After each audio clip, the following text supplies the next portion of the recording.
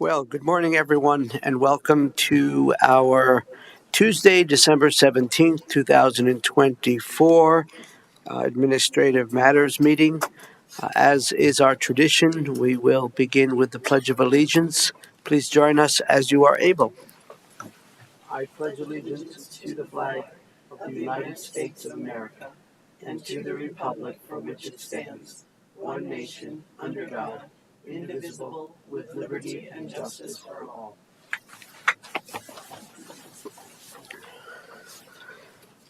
Well, thank you all very much. Once again, welcome. It's nice to see folks here and folks who may be watching and listening online. My name is John Kafalis, Chair of the Board of County Commissioners for the remainder of this year. And I'm joined by my colleagues, Kristen Stevens and Jody Shattuck McNally, fellow commissioners. Across the way, we have Deirdre from the Clerk and Recorder's Office. She's recording the meeting and taking notes. Our County Manager, Lorenda, Tom from Public Affairs, and Sarah from our Commissioner's Office. The first item of business is public comment, and I received the sign-up sheet, and it doesn't look like anyone has signed up for public comment. Sarah, did anyone register yesterday to offer public comment via telephone? No, Commissioner. Oh, then I imagine we'll have a very short public comment period. But before we move on, I'd like to offer the opportunity, folks who may not have signed up, who wish to offer public comment. You typically have up to 3 minutes. It's for items that are not on the agenda. Is there anyone who wishes to do that? I think, as far as I can tell, you're all here for a particular purpose. So we'll close public comment. We'll move on in the agenda. The next order of business is the approval of minutes. Let's see.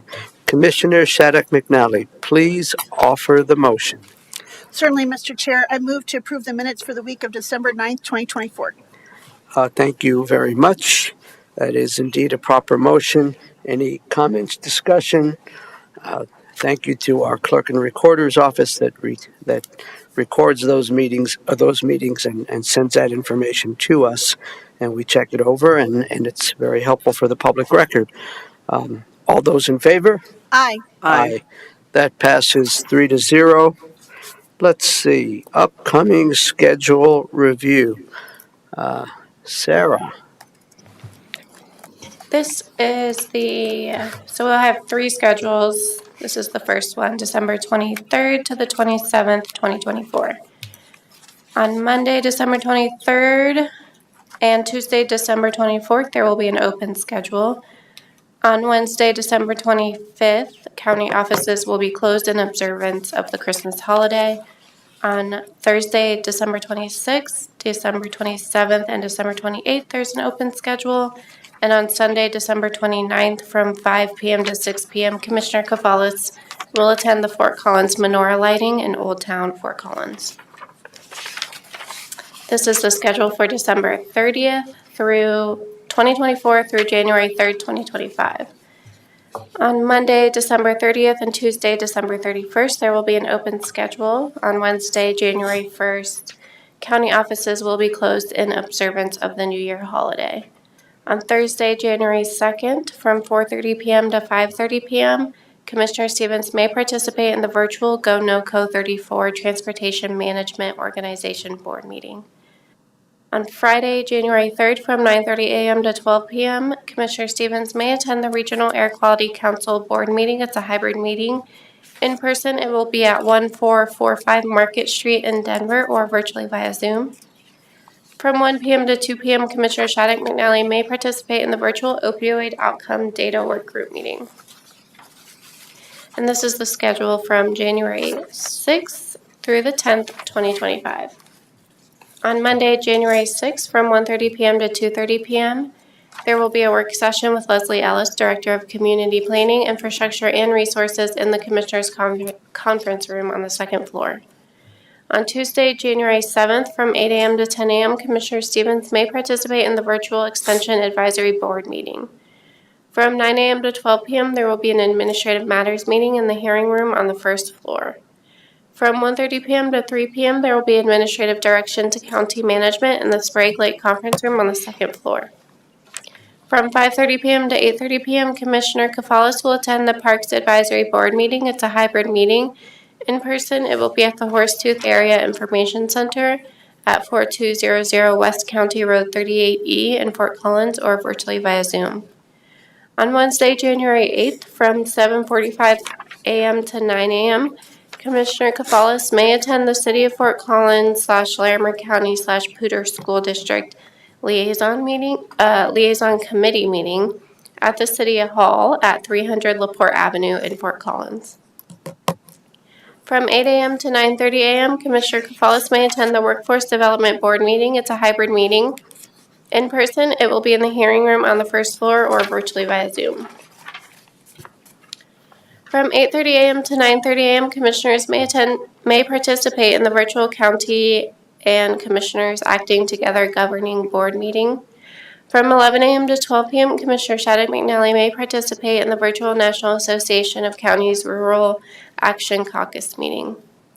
From 12 p.m. to 1 p.m., Commissioner Shattuck McNally may participate in the virtual National Association of Counties Energy, Environment, and Land Use meeting.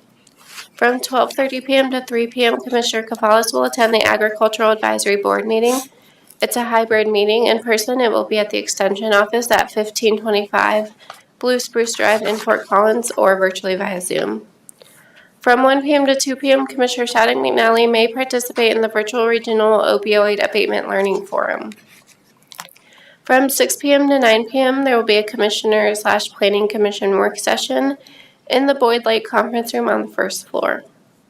On Thursday, January 9th, from 7:30 a.m. to 10 a.m., Commissioner Stevens may attend the Fort Collins Downtown Development Authority Board meeting at the Innisphere Ventures at 320 East Vine Drive in Fort Collins. From 11:30 a.m. to 1 p.m., Commissioner Shattuck McNally may participate in the virtual Larimer County Interagency Oversight Group meeting. From 12 p.m. to 1 p.m., Commissioner Stevens may participate in the virtual National Association of Counties Transportation Committee meeting. From 1:30 p.m. to 3:30 p.m., Commissioner Shattuck McNally may attend the Office on Aging Advisory Council meeting. It's a hybrid meeting. In person, it will be at 1501 Blue Spruce Drive in Fort Collins, or virtually via Zoom. From 3 p.m. to 4 p.m., Commissioner Stevens may participate in the virtual Fort Collins Urban Renewal Authority Finance Committee meeting. From 4:30 p.m. to 5:30 p.m., Commissioner Stevens may participate in the virtual Go NoCo 34 Transportation Management Organization Board meeting. From 6 p.m. to 8 p.m., Commissioner Stevens may attend the North Front Range Metropolitan Planning Organization Planning Council meeting. It's a hybrid meeting. In person, it will be at the Windsor Police Department at 960 North 15th Street in Windsor, or virtually via Meet Go2. On Friday, January 10th, from 8:30 a.m. to 9:30 a.m., Commissioner Shattuck McNally may participate in the virtual State Forest Health Council Legislative Committee meeting. From 8:30 a.m. to 2:30 p.m., Commissioner Kafalis will attend the State Board of Human Services meeting. It's a hybrid meeting. In person, it will be at 1575 Sherman Street in Denver, or virtually via Zoom. From 11:30 a.m. to 1:30 p.m., the Commissioners may participate in the virtual Counties and Commissioners Acting Together Housing and Fiscal Reform Committee meeting. That's all. Thank you, Sarah. Colleagues, any feedback, adjustments to what Sarah Martin shared? Commissioner Stevens? Yeah, so Sarah, the only thing that I want to add is on Wednesday, January 8th, I do have a US 34 coalition meeting from 5 to 6, and I think that was a late invitation. I also have some High Plains Boulevard and North I-25 coalition meetings that same day, but I think I will skip those to go to the BCC PC work session. So just that one item. Thank you. Thank you. Commissioner Shattuck McNally? Yeah, thank you, Mr. Chair. Sarah, can you add also the Fort Collins menorah lighting to my schedule? In Fort Collins, and then also the one in Loveland is on 12/31 at 5 p.m. at the Loveland Museum. And then on Christmas Eve, I'll be do my annual. Actually, the mayor won't be there this time, but we run to all the fire stations and Thompson Valley Emergency Services stations, and I'll be running around with the fire chief and so that's from like 9 to 1. We deliver to all the crews that day, so I'll be doing that. So I'm not sure what other electeds are coming with me. So, and then I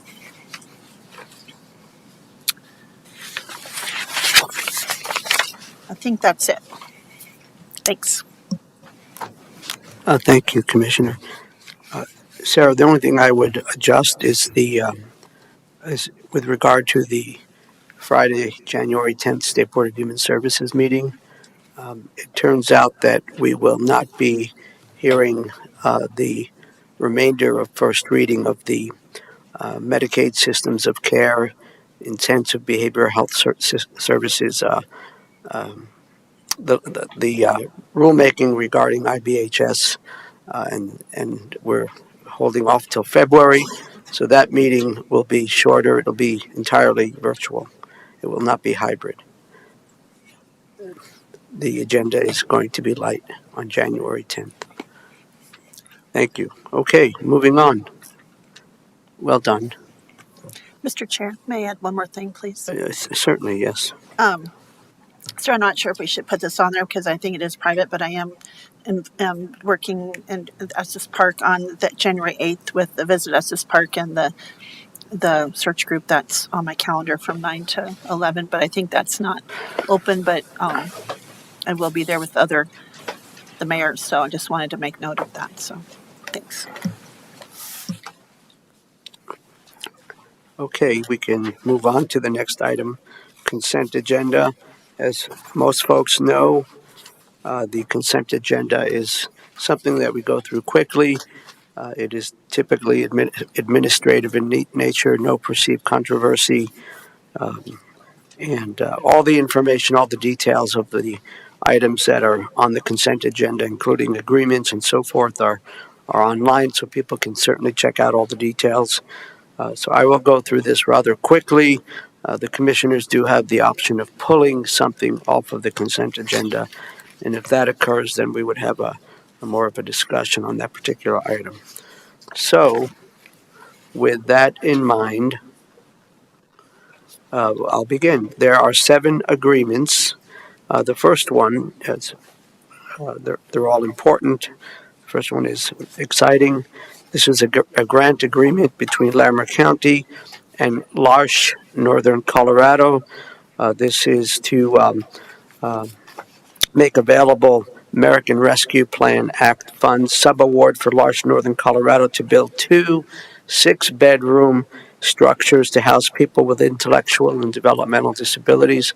This is part of the Hartside Hill housing development that includes, I believe, 74 units of rental apartments from care housing and 9 units Fort Collins Habitat for Humanity for home ownership. So and there's a number of other aspects to that development. So that's exciting. The dollar amount here is $500,000. The funds are to be obligated, between today and December 31st, 2025. Spending of all funds no later than December 31, 2026. The next amendment to the MOU, Memorandum of Understanding, RFP, number P23-12, Early Childhood Child Care Sales Tax Coordination Services. So the background here is that we put out some RFPs. This is in regards to any potential sales tax initiative that would generate funds to address our early childhood needs in Larimer County. This RFP went to the Early Childhood Council of Larimer County, and they would administer, should something like that get on the ballot, and should the voters approve something like that to create a dedicated stream of revenue. This is an amended version of the previous agreement that would allow the county to work closely with the ECCLC to administer funds and address the key areas that are needed to be addressed. There's no additional compensation. This is an update to an MOU, and I think I've said enough about this particular item. It's, of course, important. Everything we do around here is important, right? Okay. The next, number 3, sub-grantee project agreement between the county, Larimer County, and the Big Thompson Watershed Coalition. This agreement allows the county to be a conduit through which the Watershed Coalition, BTWC, will receive benefits from the COSWAP, the Colorado Strategic Wildfire Program, landscape resilience investment. This has to do with wildfire mitigation work in North Cherokee Park and Cedar Park. Let's see. The dollar amount here is $1.1 million total agreement. $100,000 will go to the Big Thompson Watershed Coalition, and there's also some additional matching funds if you look at the agreement. The next item, number 4, VOA, Volunteers of America, home delivered meals, Amendment 1 to the contract between the county, Larimer County Department of Human Services, and Volunteers of America, Colorado branch. And this has to do with amending a contract that we currently have with VOA. The intent is to fulfill the mandates of the Older Americans Act and the state funding of senior services to develop greater capacity and foster the development and implementation of comprehensive coordinated service delivery systems to support people in being independent and living in place with dignity. Terms of this agreement, July 1, 2023 through June 30th, 2025. The dollar amount is $295,878. Number 5, Intergovernmental Agreement, IGA, for Highway Safety Improvement Program, HSIP funds, County Road 69 and County Road 74E, guardrail installations, approval of an IGA between the Colorado Department of Transportation and the county regarding highway safety improvement program funding for guardrail installation on those roads up on the north end of the county.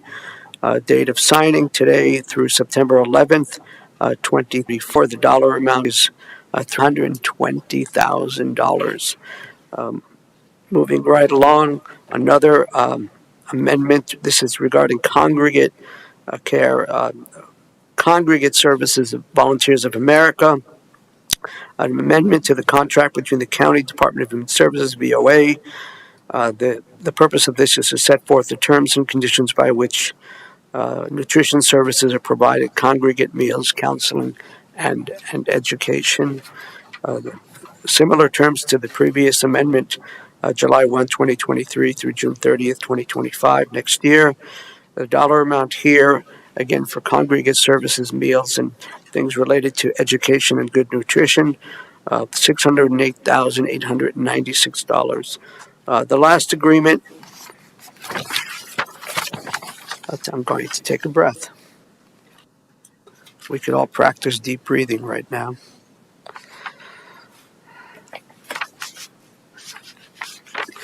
Number 7, agreement, Oracle change order from cloud to on-premise solution.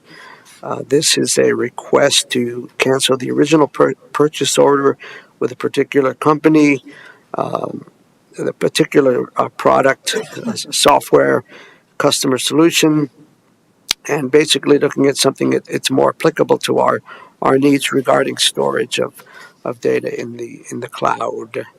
The term is 48 months between the county and a company called Mythix. The dollar amount is $928,670. Okay. I hope this gives you a sense of the diversity of issues that the county that we're involved in, that we do our best to try to provide good services and be good stewards. Next, we move on to appointments. First, we have recommended appointments to the Behavioral Health Consumer Advisory Committee. Sarah McKean is being reappointed beginning today, ending November 30th of 2027. Recommended reappointment also to the Consumer Advisory Committee. Karen Barrett, similar terms, reappointment. Next, we move on to, this is for the Technical Advisory Committee. Recommended midterm appointment to the TAC, Kyle McPherson, who works up at Harvest Farms with the rescue mission folks. Let's see, midterm appointment, the TAC, same terms, same term. Time frame. Recommended reappointments to the Soldier Canyon Estates PID Public Improvement District. Dylan Metzgar, reappoint Dylan to a full-term appointment to this particular PID beginning today, ending November 30th, 2028. Number 5 is appointment to the Lions Regional Library Board. Amanda Engelhorn and Carter Stepanovsky. And January 1, 2025 through January 1, 2028. Number 6, recommended appointment to the Berthoud Community Library District Board of Trustees. Nicole Buendia, similar, actually January 1, 2025 through December 31, 2028. Number 7, Berthoud Community Library District Board of Trustees, Julie Oleman, same term.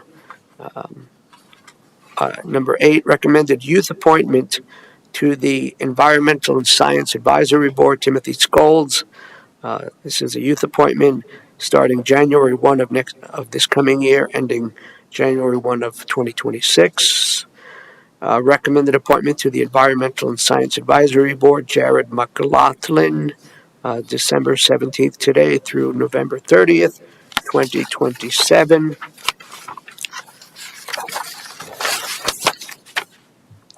And then finally, with regard to appointments, a recommended appointment to the Agricultural Advisory Board, Eric Umbright.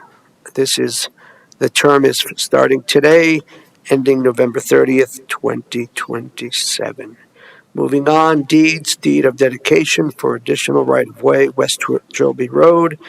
This has to do with the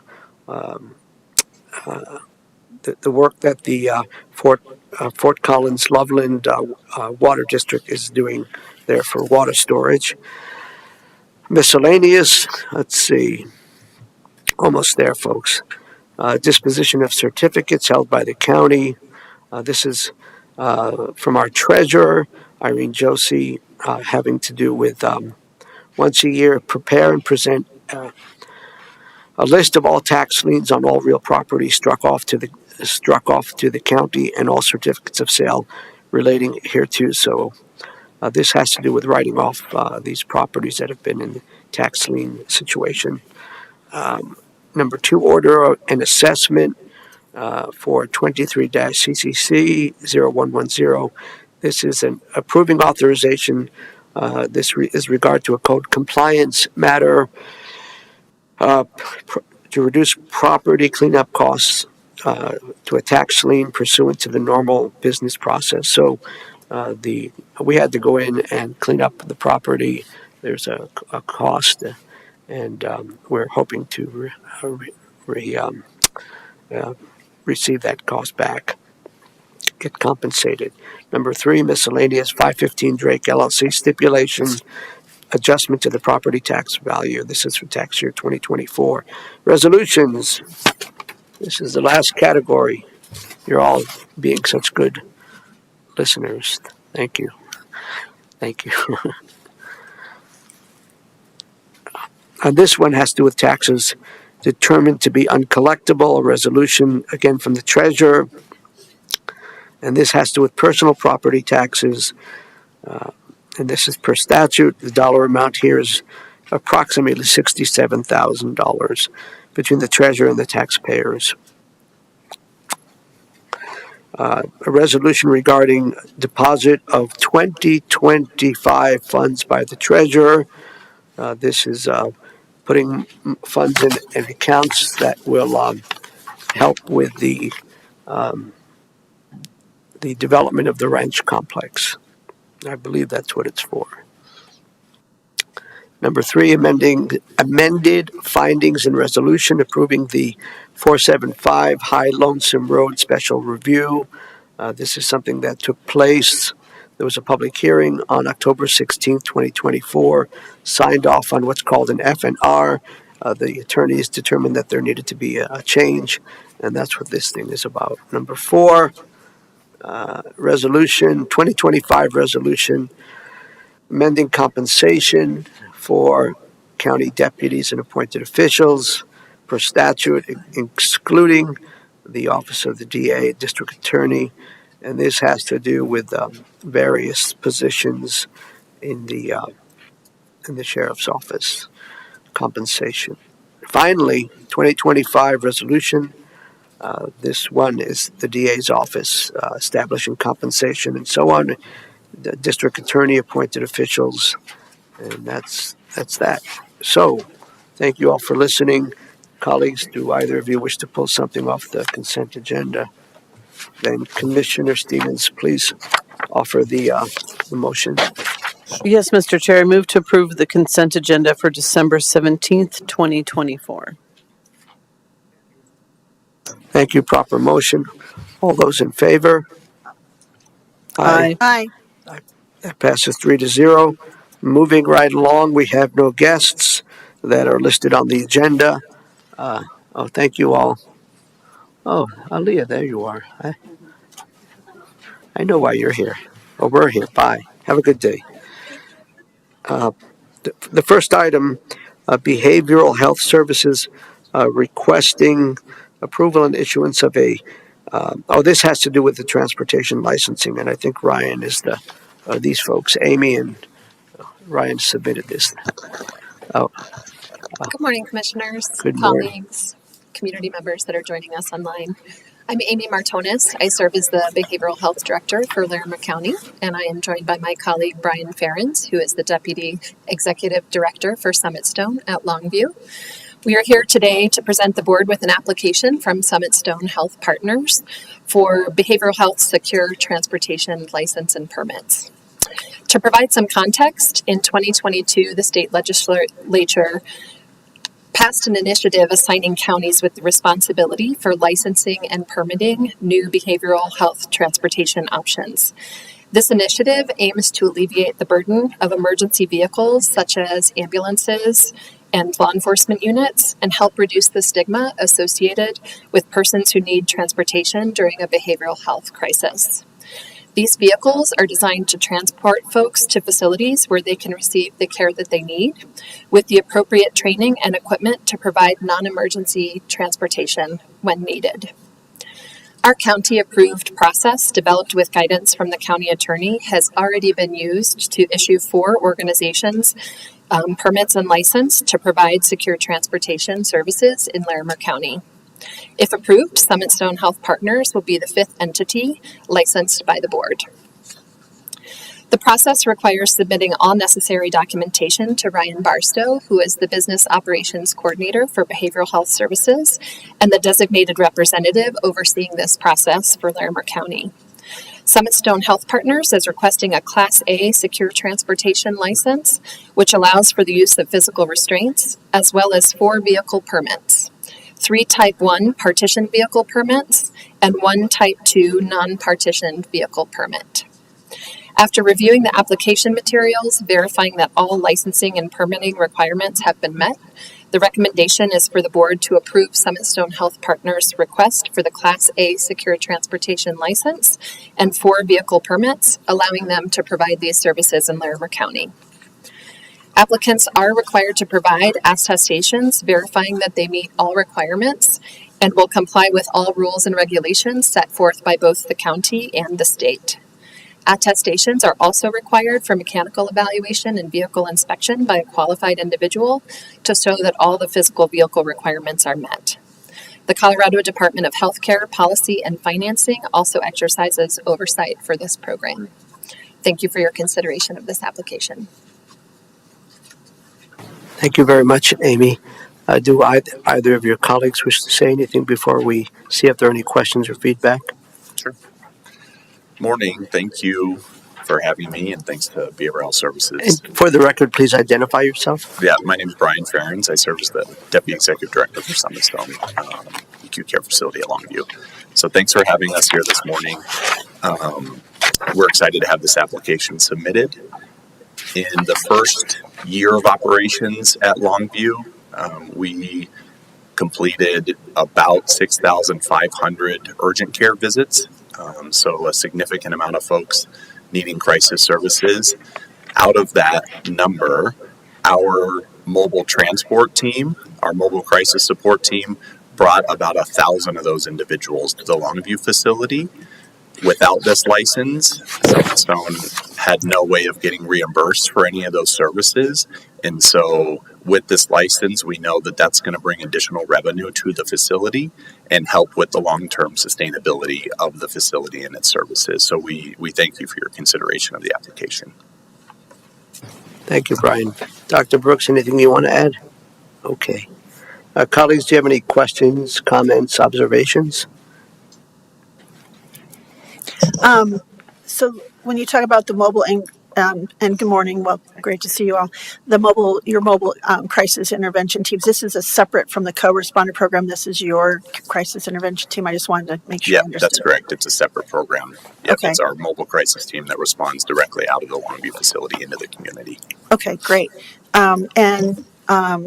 So when you talk about the 1,000 folks, that was all of you with the 1,000 visits, the 1,000 trips was just you doing your crisis. That's correct. Our mobile team. Yep. Okay, that's helpful. Thank you. That's all I had.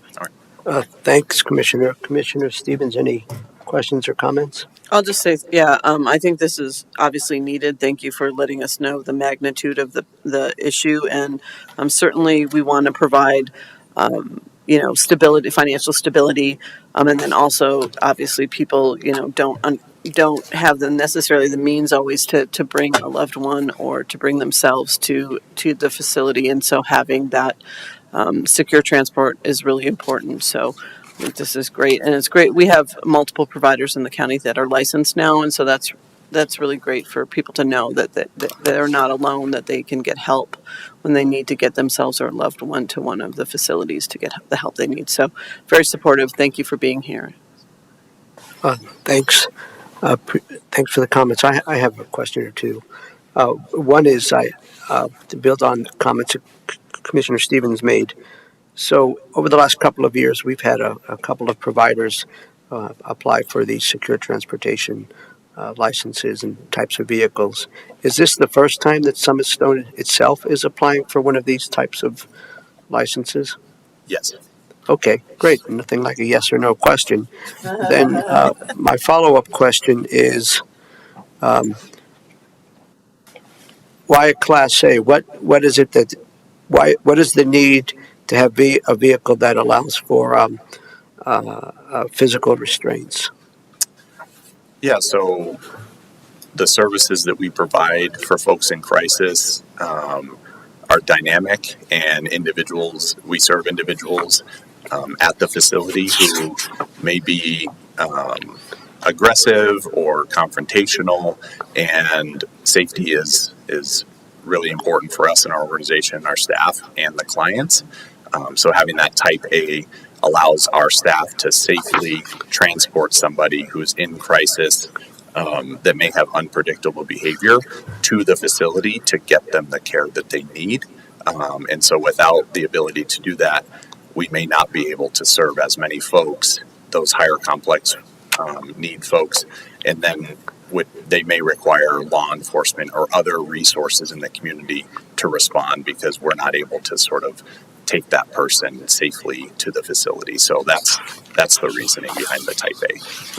That's very helpful. I guess if I may, one final question, kind of building on that response, Brian. and that is, I presume that the people driving these Class A, this Class A vehicle, the four types, are trained properly. If you could say a little bit about the training, and I would think that if someone is in a crisis mode that needs to be physically restrained, there probably needs to be two folks, because I can't imagine the driver would be doing that. Could you talk a little bit about how that works? Sure. Yeah. Thank you, sir. We definitely adhere to the training requirements of the license. And our crisis staff, all of our crisis staff, go through a significant amount of crisis training, as well as physical management training, CPI, which is de-escalation training, and we try our best to always have a dual response with our mobile team, to have two folks, again, for safety. But the Type A barriered classification allows us, if needed, if we have limited resources, to have one person transport with a barrier. And so that classification allows us to do that, but we always try and do dual response with our staff. And I'd be happy to provide more information about the specific type of training that our staff receive, but they do receive physical management training on restraints as well as de-escalation. I think your response is more than adequate. Thank you. And I just want to make sure the public, just to confirm that there's proper training and proper protocols if someone is required to be in a vehicle that has physical restraints. So thank you very much. I don't have any other questions. I will comment that you all have been, Summit Stone has been providing these services, and by securing this Class A license and the different vehicles, you'll be able to receive compensation from the Department of Healthcare Policy and Finance. So that's important in our efforts to be good financial, good fiscal stewards. Thank you. Colleagues, do you have anything else, or? Nope. Okie doke. Well, then we have a motion before us. I think Commissioner Shattuck, I believe that's you. Yes, it is, sir. Thank you. I move to approve the behavioral health secured transport license and 4 vehicle permits for Summit Stone Health Partners. Summit Stone Health Partners. Thank you very much. Proper motion. Colleagues, any further comments, discussion? Seeing none, all those in favor? Aye. Aye. That passes 3-0. Thank you. Thank you, folks. Okay. Number 2. Discuss the amended and restated Longview Professional Services and Operational Agreement and request the Commissioner's approval and signature. This is a contract entered between the Commissioners of the County and, of course, Summit Stone Health Partners. And we have our esteemed Behavioral Health Services Director back, Amy Martonis. Thank you. Good morning. Thank you, Commissioner. I am glad to be here with you this morning, and I'm joined by my colleagues from Behavioral Health Services, along with Summit Stone Health Partners, specifically Cindy Dodds, the interim CEO of Summit Stone and the Chief Clinical Officer, as well as Dr. Leslie Brooks, the Executive Director of Longview and the Chief Medical Officer for Summit Stone. Additionally, we have other members of their team and board joining us in the audience today. We are here today to seek your approval of the amended and restated operational agreement between the Board of County Commissioners of Larimer County and Summit Stone Health Partners. In doing so, we'd like to highlight the significant impact that Longview has had in our community during its first year of operations. Longview is not just a facility, it's part of our community story. It was made possible by everyone in our community, and it is for everyone in our community. The facility itself and the ongoing service delivery there are funded by the 2018 ballot measure, which allocated sales and use tax revenue to expand and enhance behavioral health services across our county. At this time, I'll invite Cindy and Dr. Brooks to share more details with you. Thank you, Amy. Welcome, colleagues. Good morning, County Commissioners. As Amy said, I'm Cindy Dodds. I'm the interim CEO at Summit Stone Health Partners. Honored to be here and honored to have several of our board members in the audience as well. As you know, Longview represents a unique and innovative partnership between Larimer County and Summit Stone Health Partners that has few peers across the country. Our community made the forward-thinking decision to tax themselves to meet critical behavioral health needs, and the results speak for themselves. We've been providing over 500 visits at behavioral health urgent care alone, exceeding our initial projections related to that. We've just celebrated our first anniversary, so have 1 year under our belt of operating 24/7 services, and we've learned a lot of valuable lessons in how you support and structure these services, and we've made investments in leadership and process improvements for shared accountability. We're very excited to be here today to talk about the addition of adolescent services and the expansion of beds at the Longview facility over the next year, and very much want to thank the county commissioners for partnering with Summit Stone in providing these very critical behavioral health services to our community. Thank you. Thank you, Cindy. Hello, Leslie. Hello. Good morning, Commissioners. My name is Leslie Brooks, and I serve as the Executive Director for our Longview Services, as well as the Chief Medical Officer for Summit Stone Health Partners. It's a pleasure to be with you this morning. Thank you so much. I want to extend on behalf of the staff at Longview and on behalf of Summit Stone, as Cindy has already said, our incredible thanks to County Manager Volker, to you all as commissioners, recognizing our board members. I also want to recognize Brian Ferrens, who is in our audience this morning, who serves as our Deputy Executive Director for Operations at Longview, and Cassie D'Amato, who serves as our Director of Acute Care Services. We're not joined today by our Director of Nursing, Christy Shattuck, and our Medical Director, Bethany Ingblom, but I want to thank them for their service as well.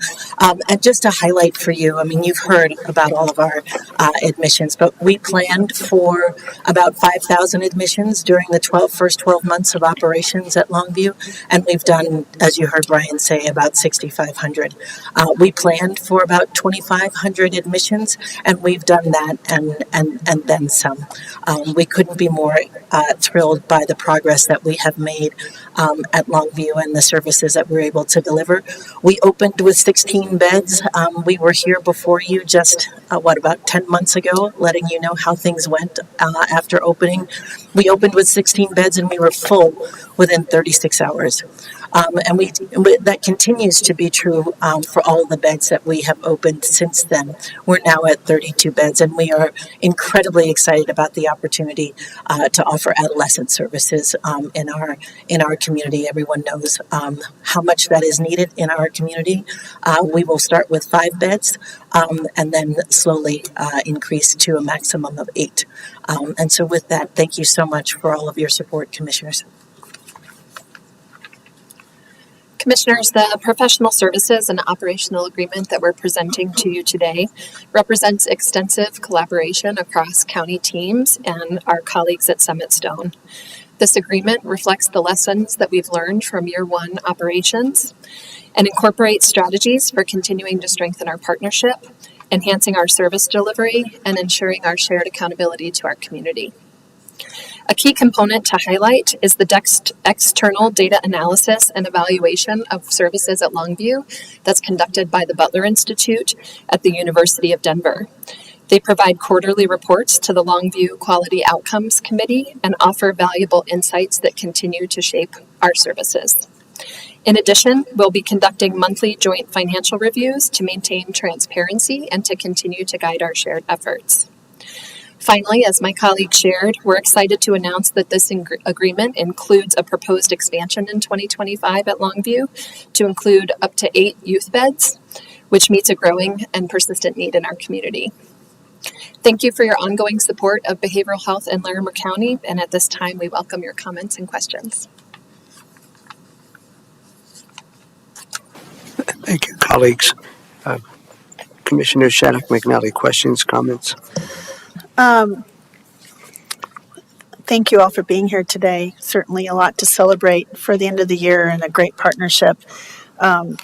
And, I was just thinking about this all the way back to even 2016 when the first sales tax didn't pass, and was really disappointing back then. And I was, bound and determined from my own personal experiences with suicide and loss that we needed to do something. And so I remember all the way back there coming together in the community, just saying we want to do something different. So I feel like Larimer County has been trying to be not only be in the forefront. It's not like a contest. We're just trying to solve our community needs. And I was thinking about that quote from Henry Ford when it says, "Coming together is just the beginning, and staying together is progress, and working together is success." And I feel like that's kind of what this is all about. Is we came together as a beginning, and we're staying together and working through this because this is a long and arduous journey, and our community is evolving. And I even look at the landscape of services back from 2016 to now. It's like a whole nother universe.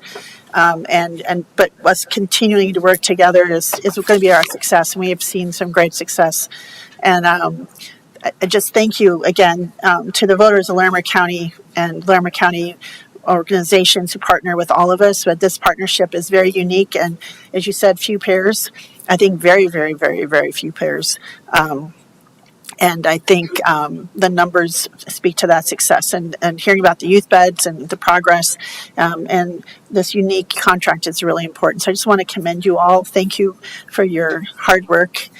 This is hard work, and it takes special folks who really want to help folks that are in crisis. But also, the crisis is maybe short term and acute, but it's the long-term services and the handoff and the beacon of hope. I feel like this Longview Center is for our community and our region, and I just keep thinking about the sculpture and that little light that's in that lantern that lights the way, and I feel like we're giving a big beacon of hope for our community. So I just wanted to thank you all for the authentic partnership and conversations.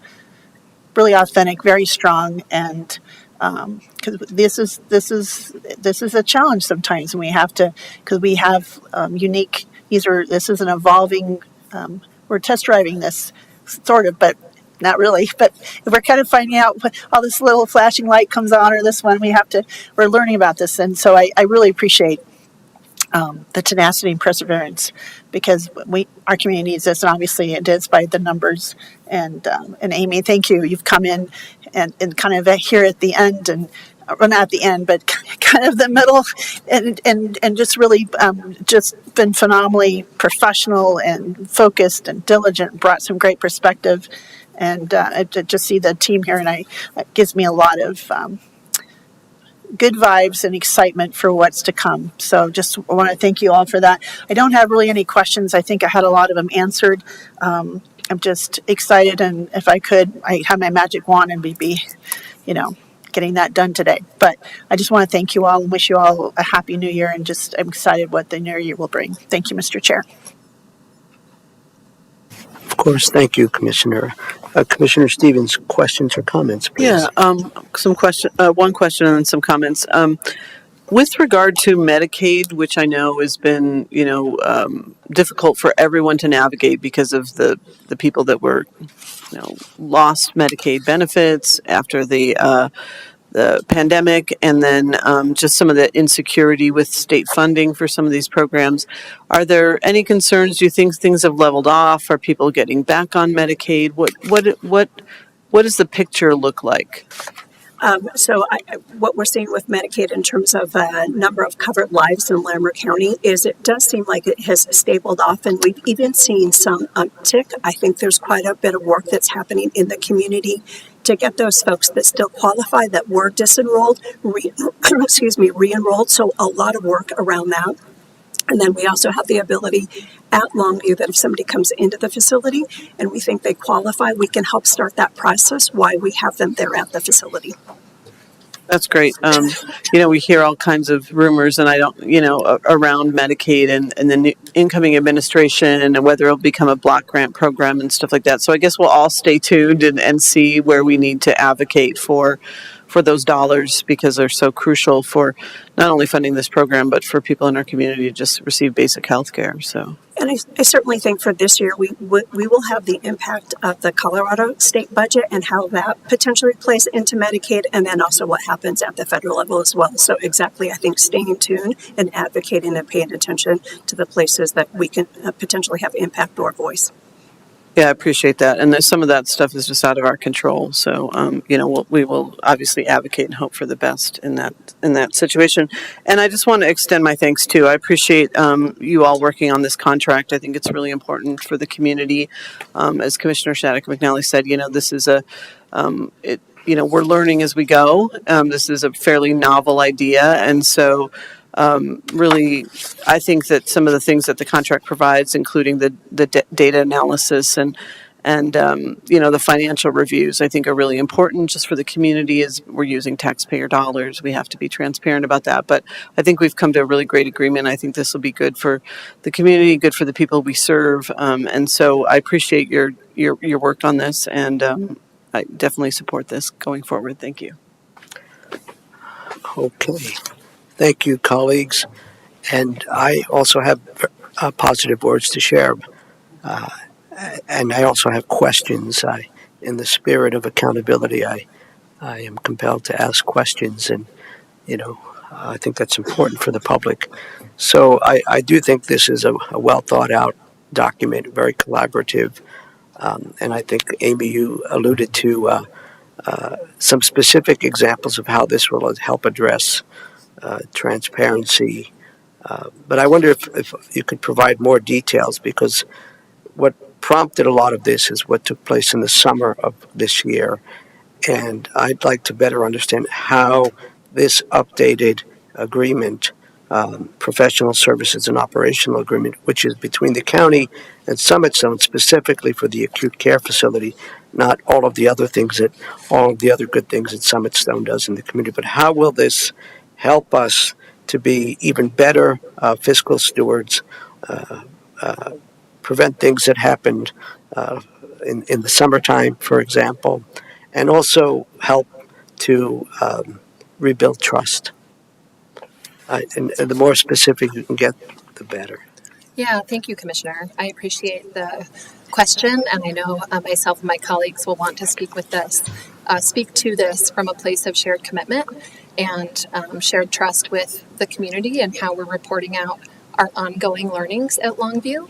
But specifically in this contract, when we talk about how it incorporates our learning from the first year, a lot of that has to do with our fiscal structures and shared reporting between Summit Stone as an organization and between the county. We have the capacity payment upfront that the county provides to support the expenses at Longview. Some of the changes as we move forward with this contract is that we'll be meeting monthly with our partners at Summit Stone. We'll have transparent access to the bank account that's reserved specifically for these capacity payments and the expenditures that are going out of that account to support services, as well as when third-party billing reimbursement comes in as funds. The revenue share model that's established in the contract is also structured with a transparent shared bank account and with provisions of how those funds will be reinvested into the behavioral health continuum in the community in alignment with the ballot language. So that change in fiscal structure is something that both parties recognize would be beneficial to the partnership and in our capacity to communicate with the public where the investments are going and how we're being good stewards of those funds and investments.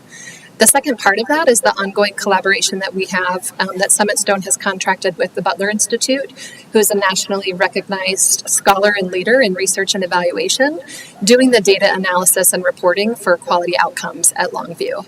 And those reports are shared with a committee of folks that meet quarterly to review the data, inform strategy, ask thoughtful questions about a shared commitment to continuous improvement. So those two arms are things that I would highlight as significant changes in how we're moving forward with this next agreement. And I would echo in, I think that this first year of operations, we have learned a lot and we've grown from that. And so really looking at what are the investments we've needed to make, both from a leadership level, a process level. I think having that accountability, especially on the financial or fiscal side where the county has access and can be able to see that.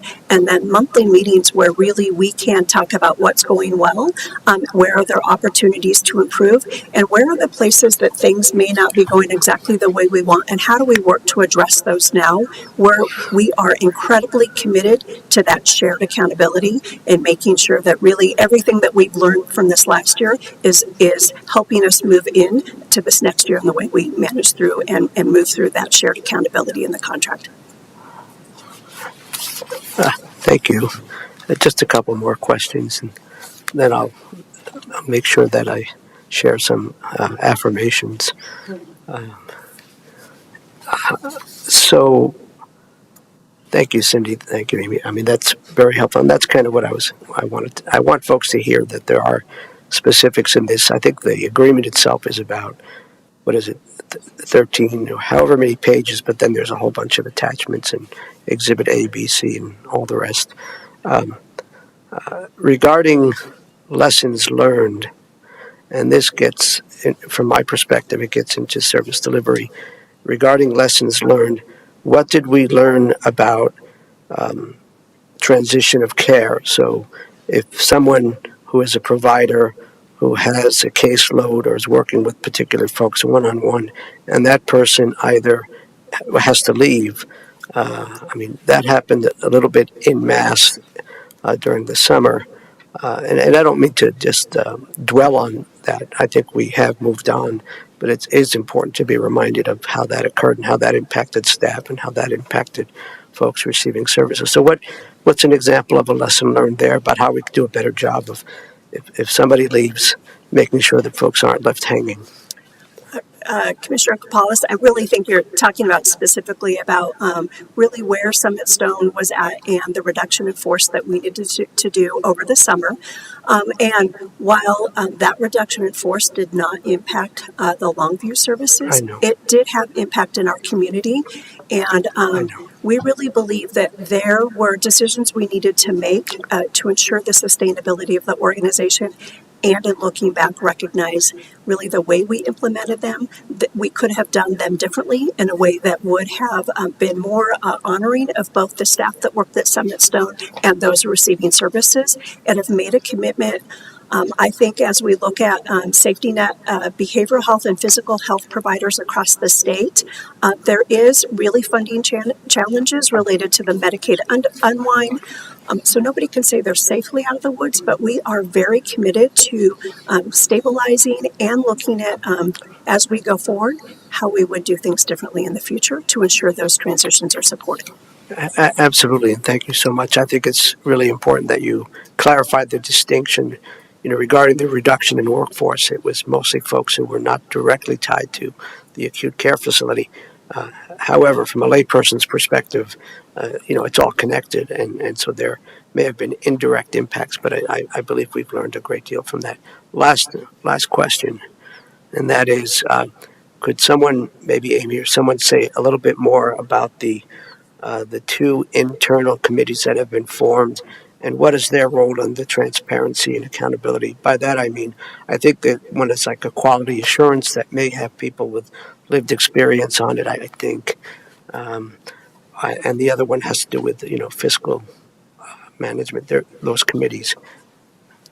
Yeah, thank you, Commissioner. The Fiscal Oversight Committee will be the joint leadership from myself, Behavioral Health Services, Laura Walker as the Director of Human and Economic Health. It'll include Summit Stone leadership, the fiscal leadership for both organizations. Assistant County Manager Lori Kadrich will be invited to be part of those as well. So joint oversight and looking at those detailed financial records, tracking financial outcomes, and informing where things stand in terms of budget, operational expenses, and revenue, so that we keep close conversation and shared information on that as we proceed. The Quality Outcomes Committee is actually facilitated by Summit Stone, and the contract with Butler is through them, so I'll invite Dr. Brooks to speak more to that. Quality. Thank you. Good morning.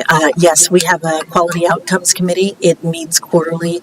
It is made up of Summit Stone leadership, BHS leadership, as well as individuals, an individual who represents the CAC, the client advisory committee, and an individual who represents Summit Stone's client advisory board. So with that constellation of individuals, we review the Longview data. We review admissions. We review analyses around high utilizers, and discuss the impact of that data and what additional data is needed.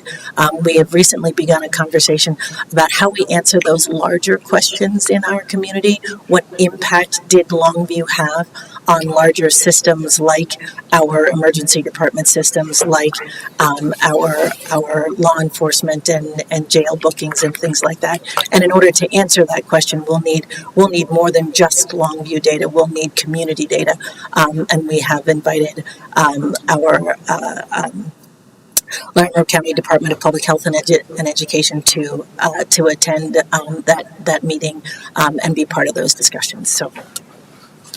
No, thank you all very much. Thank you for indulging me answering the questions. I just think it's important that we have a bit of a discussion about this in a public setting. I don't have any other questions. Just want to say thank you, gratitude, a lot of good work, a lot of work building on lessons learned.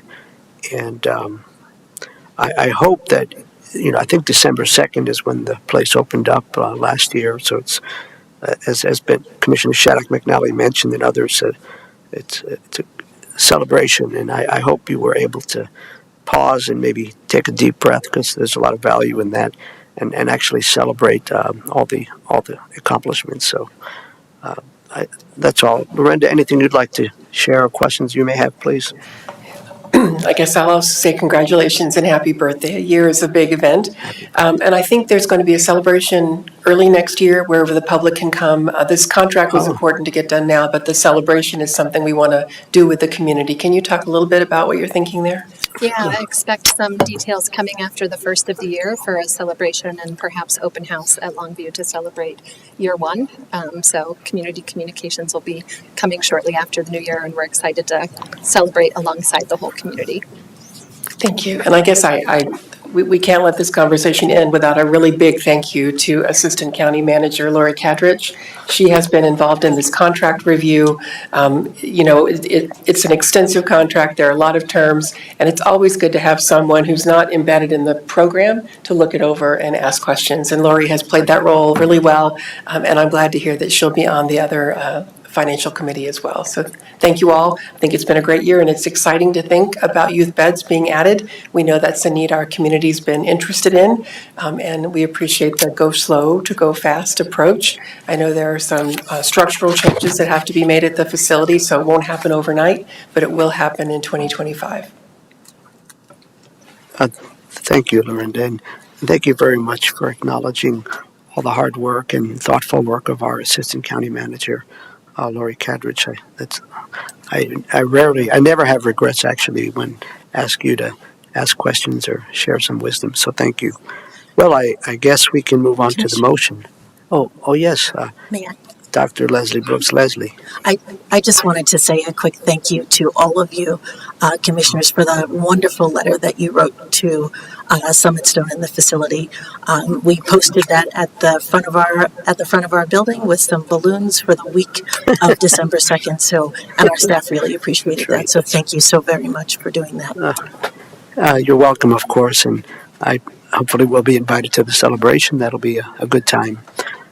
With that, I believe Commissioner Stevens, I think it's your turn. Please offer the motion. Sure, happy to. Thank you, Mr. Chair. I move to approve the amended and restated professional services and operational agreement P19-18 behavioral health facility. Yes, thanks, Commissioner. That is a proper motion. Any further discussion? All those in favor? Aye. Aye. That passes 3-0. Well done. Congratulations. Thank you so much. Yay.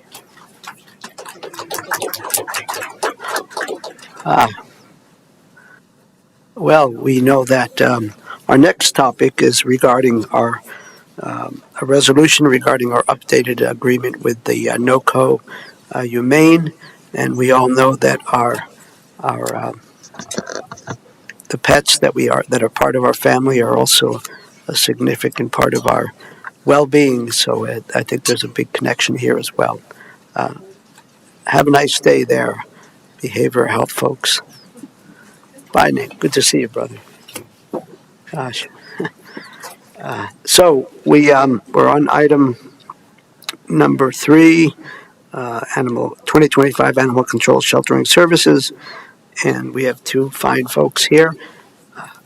Amy, I think you know the routine. I do. Good morning, commissioners. I'm so used to saying good afternoon or evening. It's odd for me to be here in the morning, so I do appreciate it. Just by way of context, yes, in a different vein, we are talking about animals, but they are equally as important to the citizens of our community as well. I administer the contract with NOCO Humane, which has been formerly Larimer County Humane Society, and it was changed a couple of years ago. And in connection with that, I have the opportunity to work with Judy Calhoun, who is the CEO of NOCO Humane. And with that, I'm just going to turn it over to Judy. She's got some information about the services that NOCO provides for the county residents. Terrific. And I think that I have a very short PowerPoint for you. And Judy, you will introduce yourself for the record? Yes, Judy Calhoun, CEO, NOCO Humane. And while I'm getting this started, I want to also recognize the work that Summit Stone and all of our behavioral health providers provide in this county. It is something that our staff and officers deal with on a regular basis, and we appreciate the work that the professionals do in the community. And, oh, wrong one.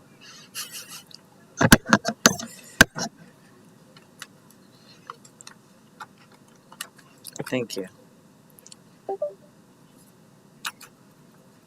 Do I not need that? Okay.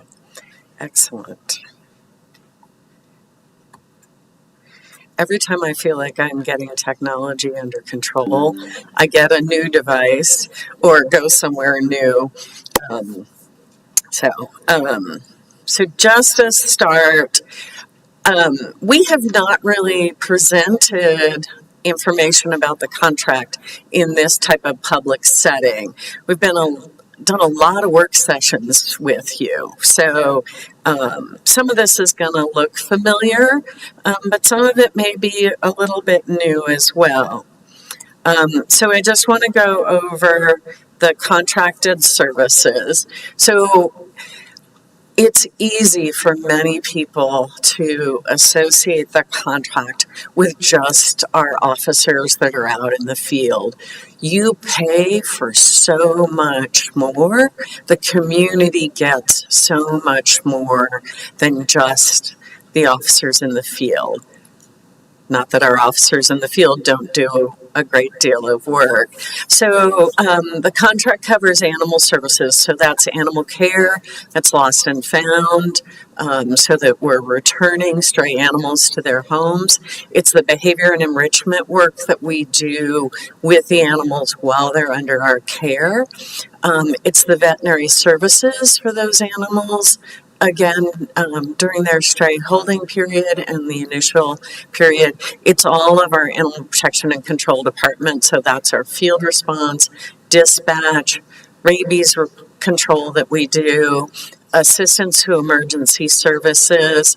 So one of the things to know when a sheriff's officer, police officer, or other law enforcement are responding to emergency situations, fire, and there are animals in the situation and no adult to care for them, our officers will come and help respond and bring those animals under protective custody to us. And then we also do cruelty investigations.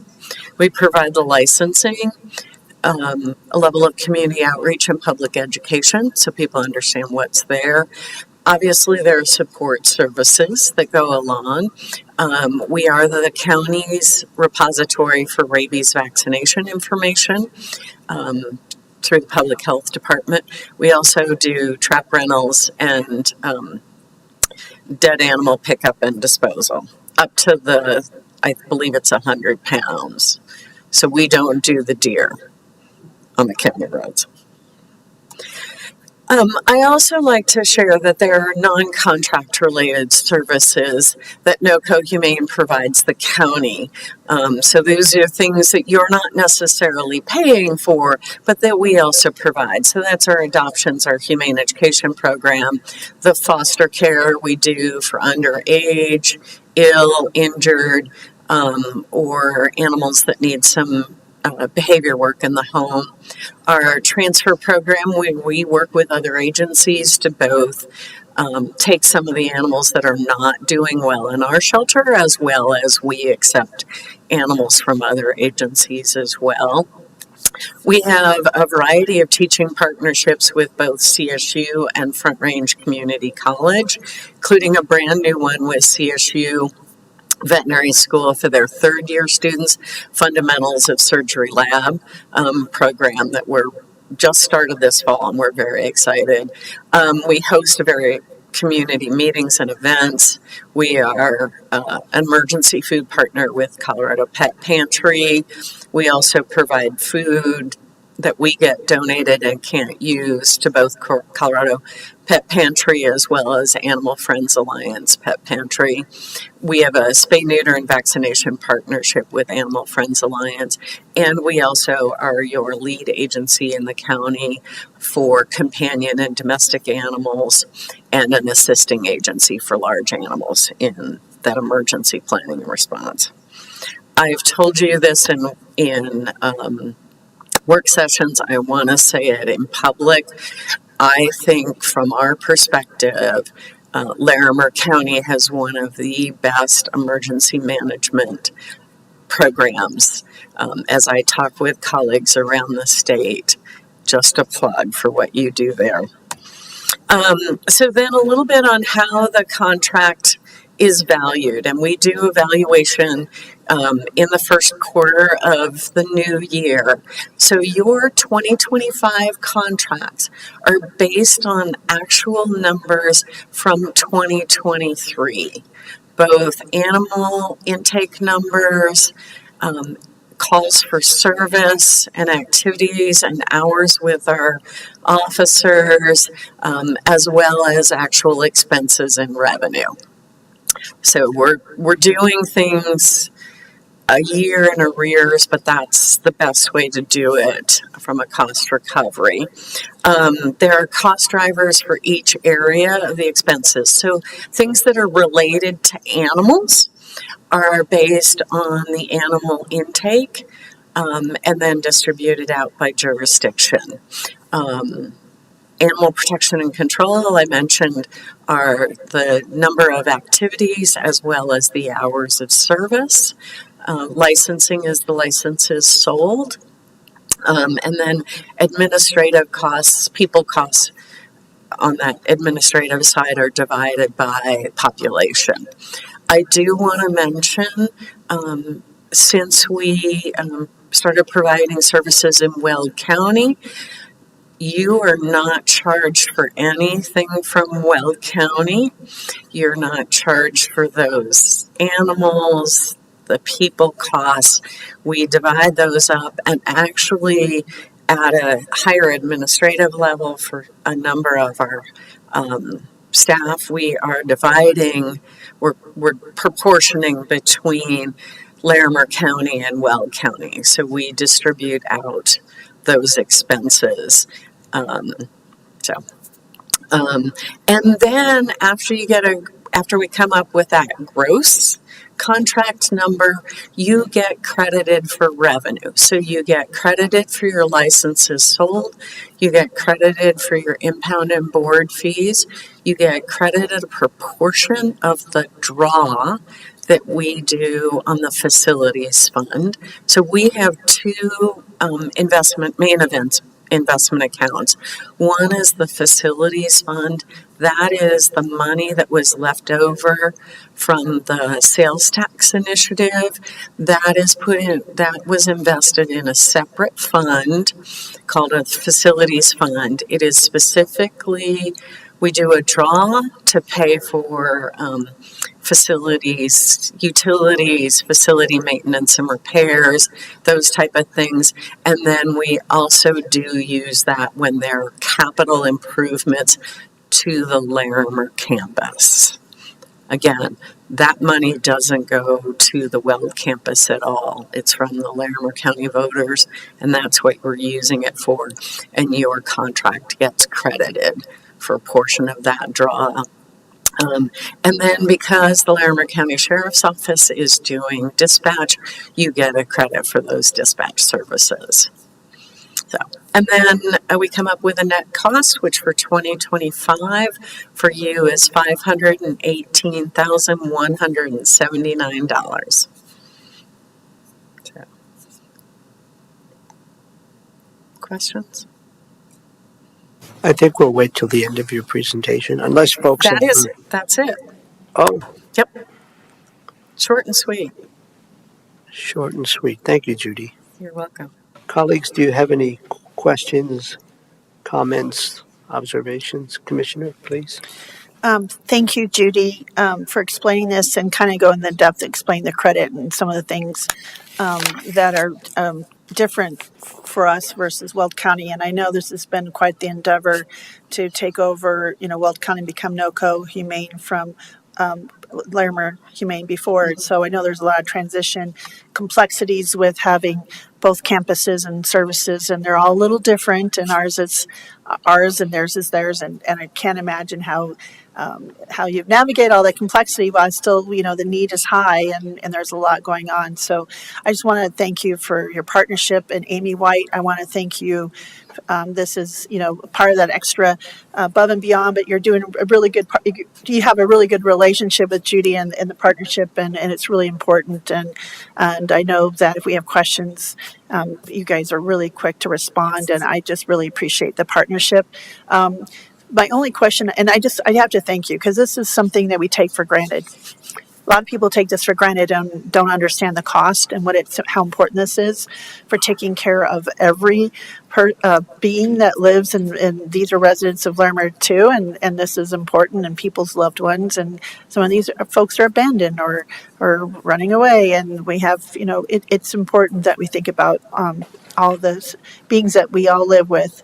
My question is, when we look at kind of this new landscape of having the services across, and you gave this for the 2025, is there, it's hard with a crystal ball, but do you imagine these will continue to increase? And you're looking at, so two questions. One, any ideas? We can talk about, not sure what inflation or anything is going to be. Do we imagine these will increase with a normal progression, or any unseen things? And then secondly, do you feel there's a need for having more officers out in the field since we have an increasing population? So those are my two. Sorry to throw two questions into one. So I think I can get both of them, Commissioner Shattuck-Manelli. 2/3 of our costs are people costs. So yes, the contract's going to continue to go up. Salaries have been one of the biggest drivers of the increase in our budget for a number of years. But I will say, since the pandemic, that's been a big challenge for us. We do, as an agency, update our compensation ranges every 2 years. We're in the midst of doing that right now. I anticipate that there will be some of our wages that are under market, and that we'll need to bring them up to market. We also, with the increasing number, especially of calls and activities for our officers, I do think we need to look at potentially adding an additional position within our Animal Protection and Control Department. That cost will ultimately be passed on, since that department is 100% funded by the contracts. But we're seeing those increases across the board. And like with many other situations, whether it's police, whether it's medical professionals, where it's your the clerk and recorder's office in terms of the number of things they have to do. Anytime you reach a level that really is pushing the limits of what someone can do in a reasonable work period, you also struggle with burnout, high turnover, some of those types of things. And I will say, I think we are there with the number of calls and activities. And that's not just Larimer County, that's Fort Collins and Loveland. So, Thank you. does that Yeah, answer both? that does. Thank you very much. I appreciate it. Thank you. Thanks. Commissioner Stevens? Yeah, thank you, Judy, for explaining the contract. And I think it was really important. And thank you for clarifying the fact that our services are separate from Weld County. That being said, are there any economies of scale that you see, or because you're operating two campuses, you don't see that much?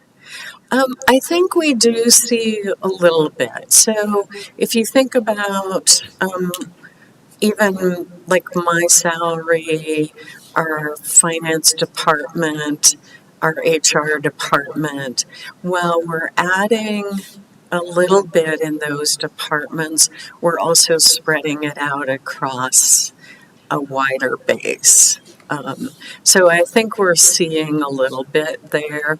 That's my hope. I'll have a better sense really on how that works out when we do the 2026 numbers in the first quarter or so of 2025. Yeah, great. And I'm sure you'll share that with us. And I think that it's important also to know that these numbers, and thank you for explaining that as well, that they're based on actual costs that we had throughout the year of 2023. I think that's important for people to understand because they see a big number, which is a little over $500,000. I appreciate the services. I would encourage anybody who can and wants to go out and take a look at the work that you do, because I think it's pretty remarkable. And it's you also really make a lot of use of volunteers in your organization, which is can you just tell people a little bit about that? We do. We have over 500 volunteers. Many of them are partner-up programs. Not all, but there's quite a few partner-up volunteers, and that's where children 10 to 15 can volunteer with an adult or parent, guardian, adult sibling, some grandparent. I love seeing those teams. But also, I just want to share in the first 4 months of this fiscal year, so July 1 through November, or 5 months, 5 months. Our volunteers have donated the equivalent of 15 full-time staff in terms of their hours. So we absolutely couldn't do the work. It would cost you a lot more for us to do the work we do without our volunteers. So it's a critical program. Yeah, that's remarkable. Well, thank you. Thank you for explaining this. Thank you for coming forward. We appreciate the work that you do for our residents, and certainly the coordination when there are emergency situations is really crucial. So I think that there's a lot of those things that people don't understand that you do. So I think it's great for you to be here. Although our work sessions are televised, we may or may not get a bigger audience for these meetings. I have no way to judge that, but it is great to have that out in the public, and we thank you for being here. Thank you. Thank you. Thank you, colleagues. One question and just appreciation, and that is, could you tell us a little bit about the free pet licensing service that is provided? Who is that for? Who benefits? How many folks benefited from that in 2024? I appreciate our code compliance supervisor who provided some data on that. Okay. Do you want to cover that, Amy, or you want me? Okay. So in Larimer County, I apologize because all three jurisdictions, Fort Collins, Loveland, and Larimer County, are slightly different. I believe in Larimer County, it is for people who are In the unincorporated areas. so unincorporated Larimer County, for people who are low income. Is it seniors? It's That's seniors, yes. seniors. Low 62 and over. 62 and over, and they must qualify income-wise, and that is actually handled by Kristen Bothell in our department. And I believe there were 114 licenses that were provided through the beginning of November. But yeah, so it was a program that you all passed a couple of years ago, and then it never got funded. And then a couple of years ago, we were able to get it funded with the help of Leslie Ellis, and it has been utilized moving forward. Great, thank you. So it helps older adults who are income eligible, who live in the unincorporated parts of the county, and I believe the licensing fee is free, and the animals, I think, need to be spayed or neutered. That is correct, all of those. Thank you for your clarity, Commissioner. Occasionally. And I guess a follow-up would be the dollar amount that we looked at earlier, Judy, the $518,000. Does that help pay for this as well? Where does the money come to help with this? So for those free licenses for senior income qualified seniors in Larimer County, that actually comes directly from the county. That's not included in the contract. So that is part of our budget. Interesting. Great. Thank you for answering my questions. Just once again, appreciation and important service. It's interesting, in my view, that the nexus between, the value of our pet friends who are part of our families, how that helps with our well-being, the previous discussions, and then in a bit we'll get into another discussion about another aspect of living in Larimer County that is good for our well-being regarding open space and all the rest. So I don't have anything else, just a lot of appreciation. Thanks to Amy, who helps oversee this and the contract and the discussions. And I do, I'm sorry, Commissioner, I do get regular reports that indicate how many pickups, how many, all of those. So if anybody's ever interested, please reach out and I can share those with anybody. And I think there's also another example of collaboration, if I'm wrong, is that NOCO, you work in your space, but if you come upon a situation where perhaps the Rocky Mountain Raptor Program or the Northern Colorado Wildlife Center are more appropriate to respond, those collaborations, partnerships exist. Is that right? Very definitely, yes. Lorinda, anything you'd like to add? I guess I'll just say this is unique to this community. You have one place to call. You don't have to call a different agency because you live in Loveland or a different agency because you live in Fort Collins. And that is really easier for our residents because if they find an animal that is lost or is in trouble, they only have to call one number. And I think that's really a benefit to the community that you've got that relationship with these municipalities as well as the county. Great. Thank you, Lorinda. Thank you, colleagues. I think we're ready to offer the motion, and I believe Commissioner Shattuck McNally, your turn. Thank you, Mr. Chair. I move to approve the Animal Control and Sheltering Services Agreement. And if I may ask a question, should that motion state the year, or it's not necessary? For 2020, I would think so. Amy, you're the Sure, go ahead and add the year if you would, Okay. Commissioner Shattuck. Surely, it's Thank not written here, so I will go off the title. So then I move to approve the 2025 Animal Control and Sheltering Services Agreement. Excellent. Great. Thank you, Commissioner. Any further discussion?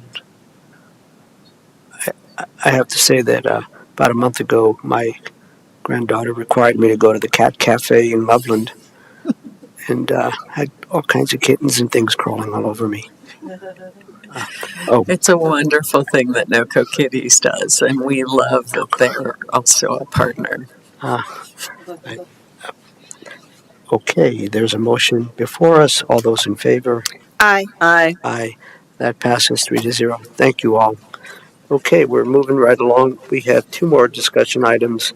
The next two have to do with some pretty exciting stuff regarding open space.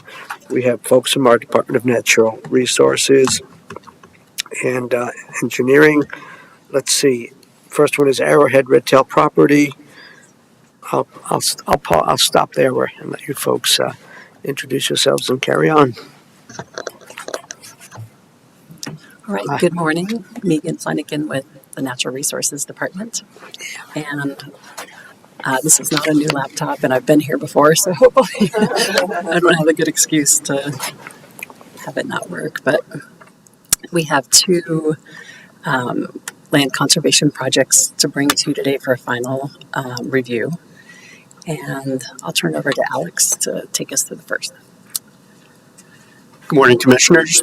My name is Alex Swartz. I'm a land agent with the Natural Resources Department and the Engineering Department. I'm here today to discuss the Redtail Ridge Addition property and seeking approval for the purchase of this 196-acre property.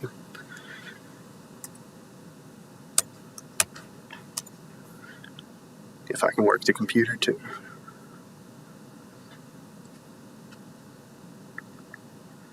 Okay. This is a map from our 2015 Open Lands Master Plan. This property is down at the southern edge of the county, circled in red there. It's smack dab in the middle of our Little Thompson River and Blue Mountain Conservation Priority areas that were identified from that 2015 Master Plan.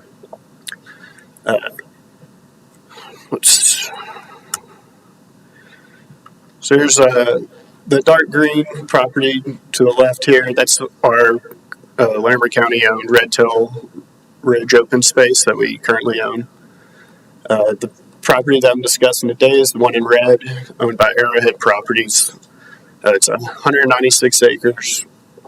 You can see everything in the light green down to the south is the Boulder County Rabbit Mountain open space.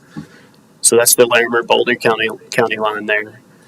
The other properties in orange are conserved properties through conservation easements or our rural land use process through planning.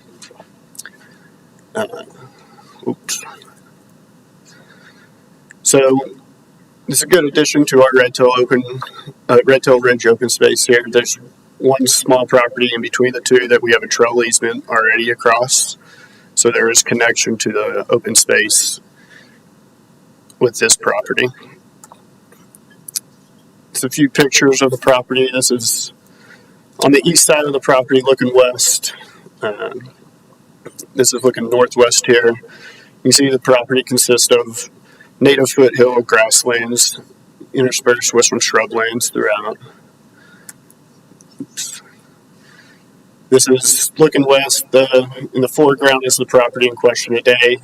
That ridge in the background there is the start of our Redtail Ridge open space. You can see the ephemeral drainages that run from the west side down into the main drainage that runs north and south across the eastern part of the property, which finally ends up in the Little Thompson River to the south. This is another picture from the east side looking southwest of the property. In the background there is the start of the Rabbit Mountain open space of Boulder County. And this last picture here is actually on the Rabbit Mountain open space in Boulder County looking back north. On the left side of the property here, that ridge is our Redtail Ridge open space that we currently own. And then in the foreground or the background here and on the eastern side where that ridge is the property that we're discussing today.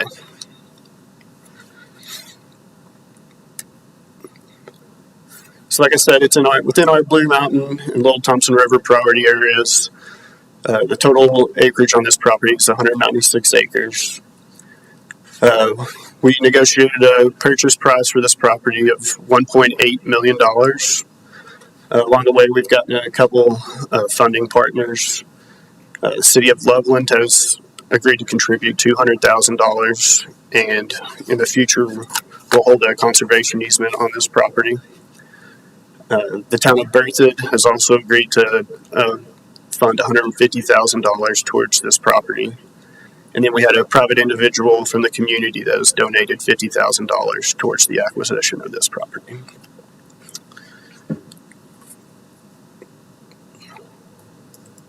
That's the end of mine. So I have before you today a few documents that we request signatures and approval for. There's the resolution to approve the purchase of this property. There's a statement of authority that gives me the authority to sign on behalf of the county at the closing that is scheduled to happen end of January right now. And then we have a third document acknowledging that private donation that to send to the donator. Have I missed out on anything? And then I'll open it up to questions if y'all have any for me. Alex, thank you. Well done. Thank you, Megan. Colleagues, any questions, comments, observations? Commissioner Stevens. Yeah, I don't know that the person who is the private individual wants to be named in any kind of way publicly, but wanted to thank that person very much. I think it's unusual. Is this one of the first times that we've had someone private that kind of did a cash donation? I mean, I know we have a lot of people that help maybe with sort of more in-kind donations, but this seems a bit unusual. Can you just speak? Did they love the space? Are there particular connections? Is there anything you can share? Yeah, this is a private individual we met who lives in Loveland area, and he's become a little bit of a benefactor to our department on a couple of projects. His focus is really around land conservation and also trail construction. So the next project we'll be talking about, he's committed some funds to as well, and it's it's a small amount. On one hand, relative to the cost of some of these projects, it's a huge addition when we're looking for grant funds, as in the next project case, to show additional partnerships like that. And it is a little unusual for us. We often get donations from landowners we're working with or bargain sales, but we haven't had too many individuals from the community donate funds of this scale. Yeah, thank you for explaining that. That's what a lovely legacy to leave, for the county. We really appreciate that he did that. I don't think I have any other questions. Just really happy to support this. This is exciting to have more property that's being conserved, and especially in that area, I think is really great. And that's adjacent to other other conserved properties, and even in Boulder County. So this is great. Thank you for your work on this. Thanks, Commissioner. Commissioner Shattuck McNally, questions or comments? Thank you. Of course, I've seen this a little bit before, so I'm super excited to see and be able to do this at the end of the year and tidy all this up. You all are a fantastic, amazing, tremendous team. You do great work, and the relationships and partnerships and legacy that you're leaving behind are just phenomenal, tremendous, and I just feel so fortunate to work alongside all of you. It's really a gift. This individual, I know it's in our packet, and so I appreciate the opportunity for us to be able to thank him and thank them or whatever. And I just, folks like that in our community just shows that we have a great Larimer County community and great individuals that live here, groups that live here, because really a strong community or society like we have in Larimer County, grows even greater when we have individuals like these folks who plant trees literally or preserve spaces that the shade, and who they probably will get to share in, since we're doing this today, but also they will also be sharing this for generations to come. And that's that selfless dedication to land conservation is just commendable, and just hope you'll express my heartfelt gratitude to these folks, and just appreciate that very much. I know that addition being next door, there's still a couple parcels to the south. Is that any opportunities with that trail on that other parcel to finish that out? Is that anything that we're looking into, or those kind of developed? I don't remember if those other two parcels were properties that were being developed into homes, or what does that look like? So the white properties here are all in private ownership. There's on the two squares below this property both have single-family residence homes on those, so there's no initial or imminent discussions about acquiring those. We do have on this, the orange parcel to the east of this one, we do have another trail easement across that conserved property. That again, in the future, sometime down the road, should be able to connect with other conserved lands into Boulder County, hopefully. And Yeah. I think that'd be a great partnership and maybe a joint application or something. That'd be kind of cool. I kind of grew up around this area, so very familiar with that area. It's kind of where, my family has been for a few generations. So it's really exciting to see this preservation. So again, just thank my heartfelt gratitude. Well done. And I look forward to seeing how this all progresses. So thank you. thank you. Thanks, Commissioner. Thanks, Alex and Megan. I don't have any questions. This has been well vetted. There's a process that we go through. That we've had work sessions, presentations to the Board of County Commissioners. Certainly, the Open Lands Advisory Board weighs in on this. I think they're recommending approval. So it's a good process that we have. Adding to our conserved lands is always, well, I believe, if it's done in a thoughtful way, it's a good thing. So thanks for all your hard work. I guess I'll just remind folks that one of the original slides that you showed was the plan and the acquisition areas that are your goals. So this is done in a very planned way. This isn't haphazard. It isn't just because it's available, but it really is because it connects open space either for people to use or for animals to be able to travel from one migration area to another. Thank you for sticking to the plan.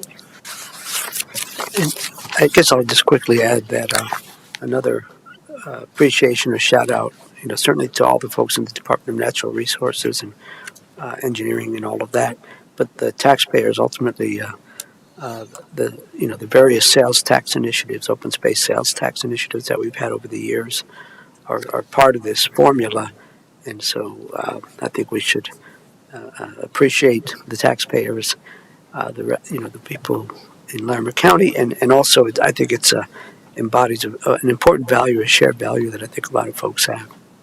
Were you going to say something, Megan? Please. Yeah, thank you. And we just wanted to point out Mr. Steve Hildy, who's here today, who we've been working with on this acquisition. He's a landowner. And, we just feel fortunate to have landowners that are willing to work with us because it's on a willing basis.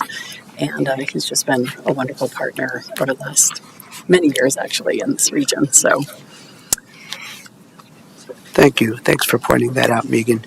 I don't believe we have any further comments. I've lost track. I think, whose turn is it? I think it's Commissioner Stevens, your turn. Okay.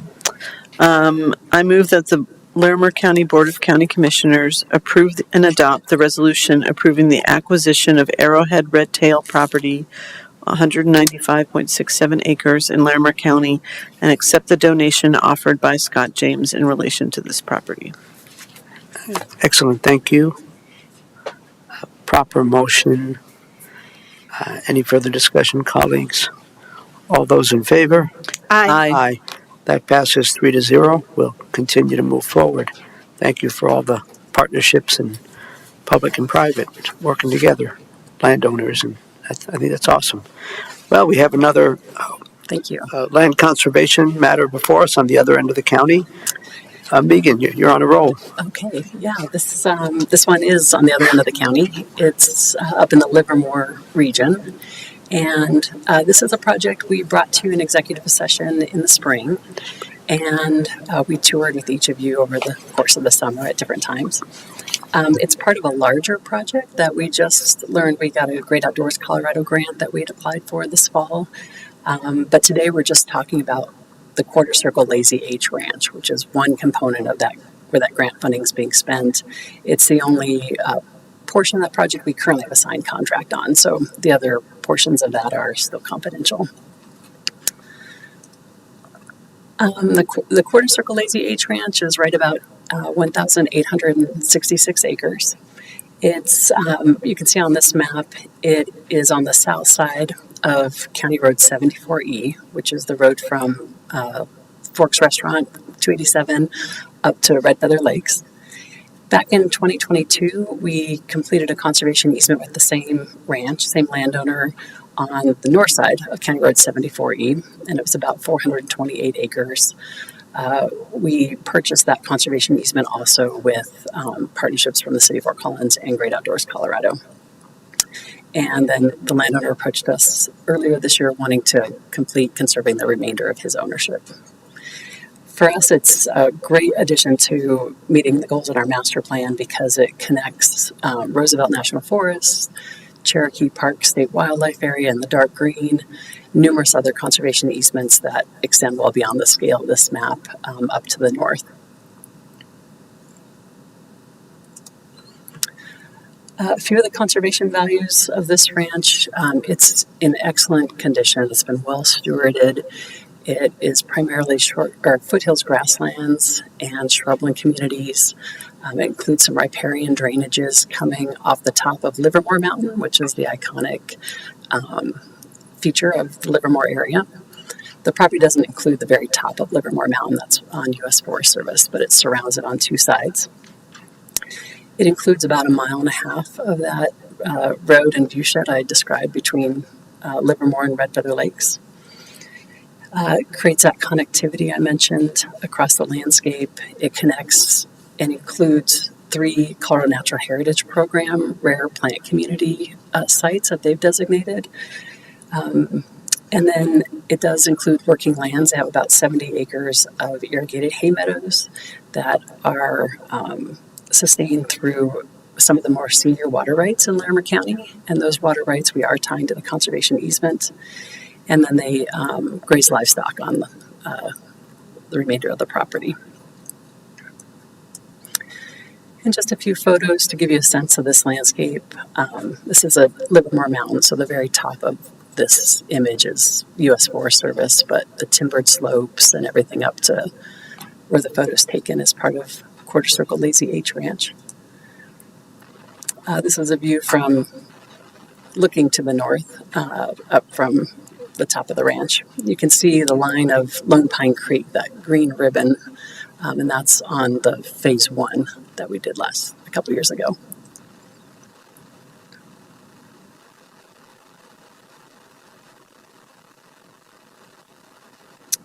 And I think one of the things that struck us about this property, besides just how well it's been managed and stewarded, and that the family continues to do so, 5 generations of the family have owned the ranch and continue to live there and ranch it, is just a lot of the relief that's you can't see from the county road, but there's just some of these incredible canyons and rolling hill slopes as you head to the south. In summary, the conservation easement, again, it's 1,866 acres. We did an appraisal, and the appraised value came back at $5.5 million. That included no right for any subdivision, so it will always be one intact parcel, but it does allow for up to 2 building envelopes into the future. And we've cited those potential locations with the landowner, and they have the option to exercise those if they choose.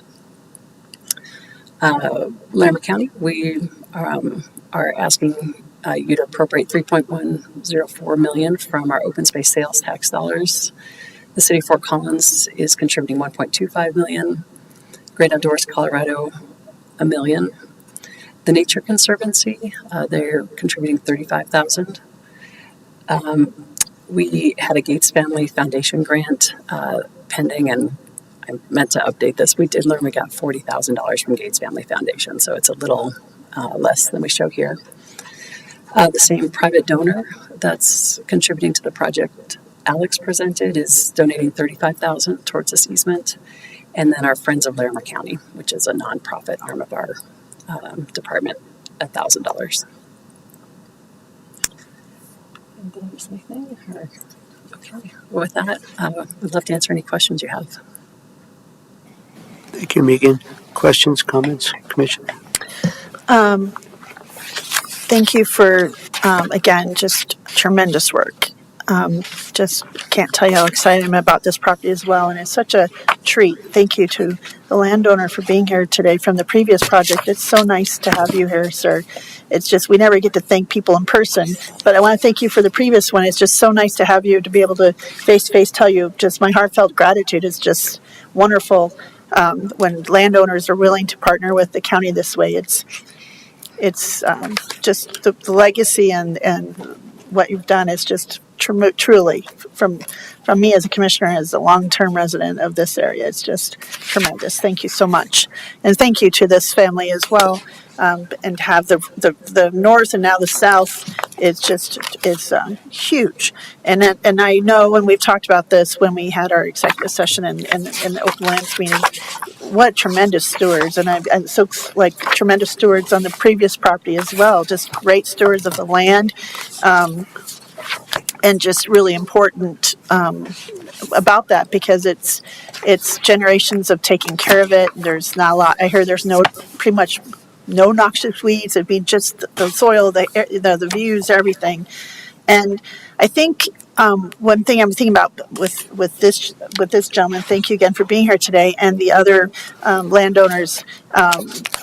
They love the land. They take care of it. It's very apparent with the conditions and the vistas and the multi-generations of ownership and families so committed to, ranching and just the land itself. And so I kind of think about, without love of the land, conservation really lacks meaning or purpose. It's kind of why we conserve it, is because we love the land and love the views and love all that's connected. And for, kind of with this purpose, it's only, it lacks meaning without it, because when you have that love of the land, it brings this deep and inherent feeling for the land that brings forth this dedication and focus on preserving it. And so I think that's what I wanted to kind of bring out today, is that this is because we love the land. We love all that comes with it, the interconnectedness of nature and plants and oil and animals and wildlife habitat and soil and air and water, and all of it comes together, this very complex tension of ecosystems. And the riparian area here is that's priceless to protect those critical infrastructure, habitat and ecosystems. And so this is extra special, because I'm glad we can start kind of sharing this today, because all those folks that travel up and down on that highway, this iconic postcard, I call it the postcard view sheds. It's such an important scenic vista that so many people, thousands, generations of people have had. They're cultural assets. It's kind of that, just like the view shed for Canyon Edge open space. This is also a cultural asset to the community, to that the quality of life and character of the communities. It's specific for that area. And when you drive, people, they take it in. When you come down or come up and it opens up, it's just, I've traveled it several times. It still takes my breath away, just like in Canyon Edge. And so, you can't gate those back. And it's really about the character and quality of life, and for folks driving and be able to share in that for generations to come. Again, it's a legacy. Megan and your team, you develop these just strong partnerships with landowners who live here and love the land. And I know you love the land. And we all love the land. And I just wanted to say this is certainly a great way to bring a close to 2024. And I look forward to 2025. And and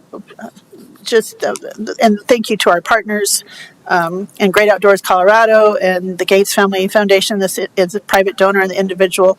It can't be done with us by ourselves. It's all about others loving the land and coming together to conserve it. So I'm just really moved today, and I'm really grateful to have this today. Thank you.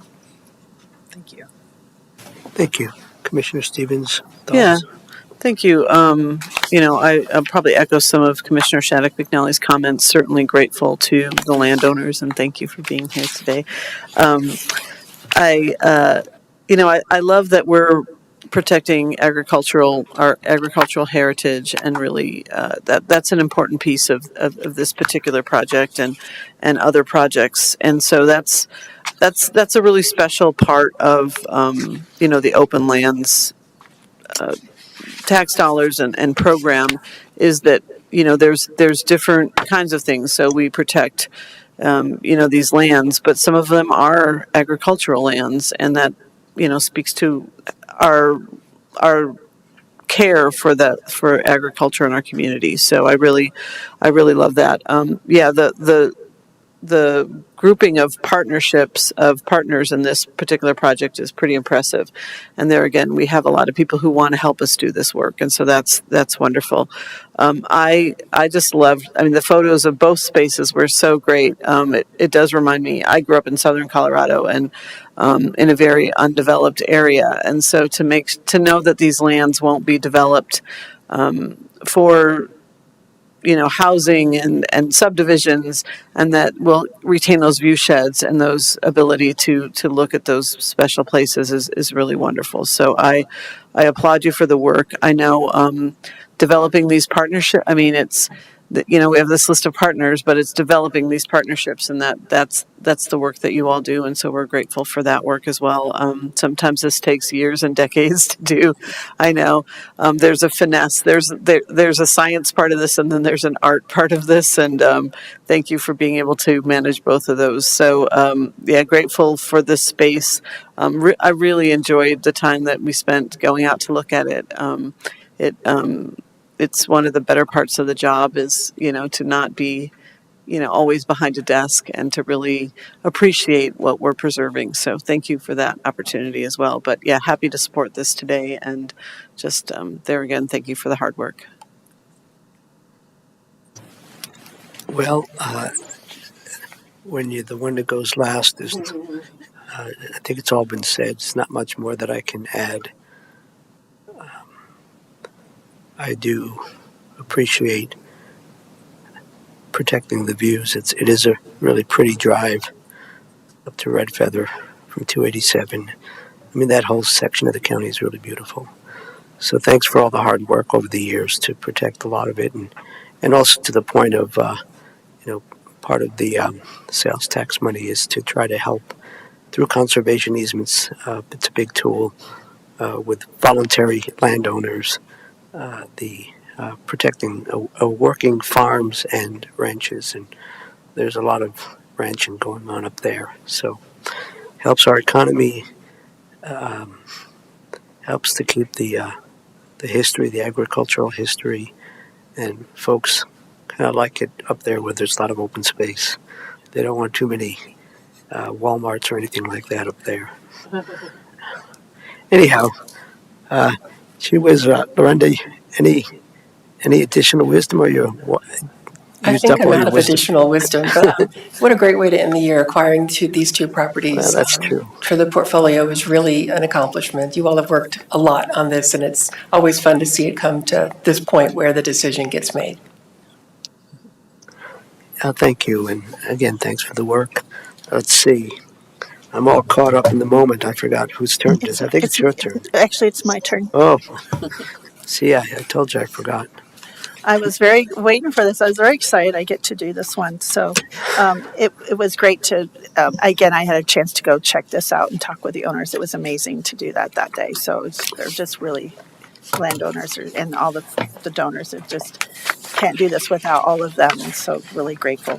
So I move that the Larimer County Board of County Commissioners approve and adopt the resolution approving the acquisition of Quarter Circle Lazy H Ranch 2, conservation easement and deed of conservation easement.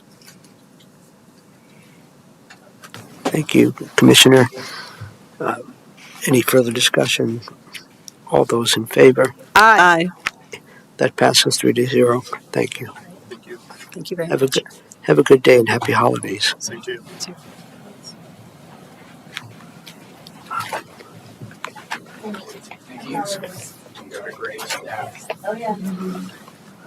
Well, we'll just keep moving right along. We have the county manager update. Thank you. One of the major milestones that we did last week collectively was you all adopted the 2024 revised and 2025 budget. That hearing was held last Wednesday in this room, so thank you to everyone who worked on that for your engagement in that process.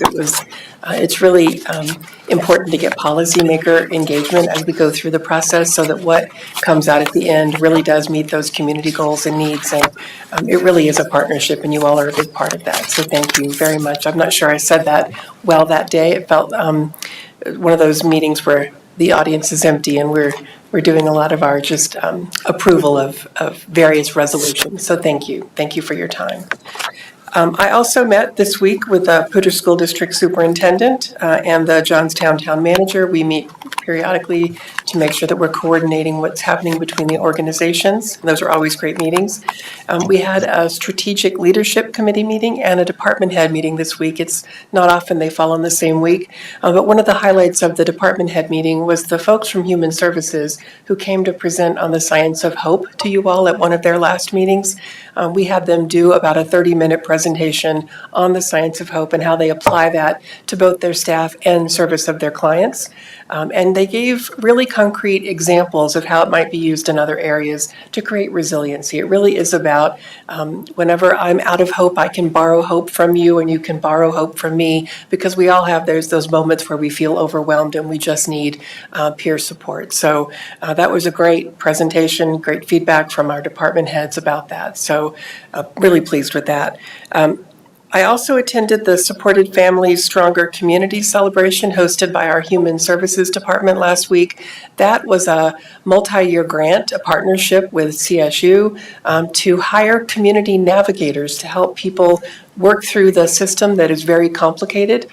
Sometimes they are engaged with our staff and sometimes they're not terribly engaged with our staff, but these folks with lived experience and or who speak a common language with our clients. It was really interesting to see the feedback and the data that came from that.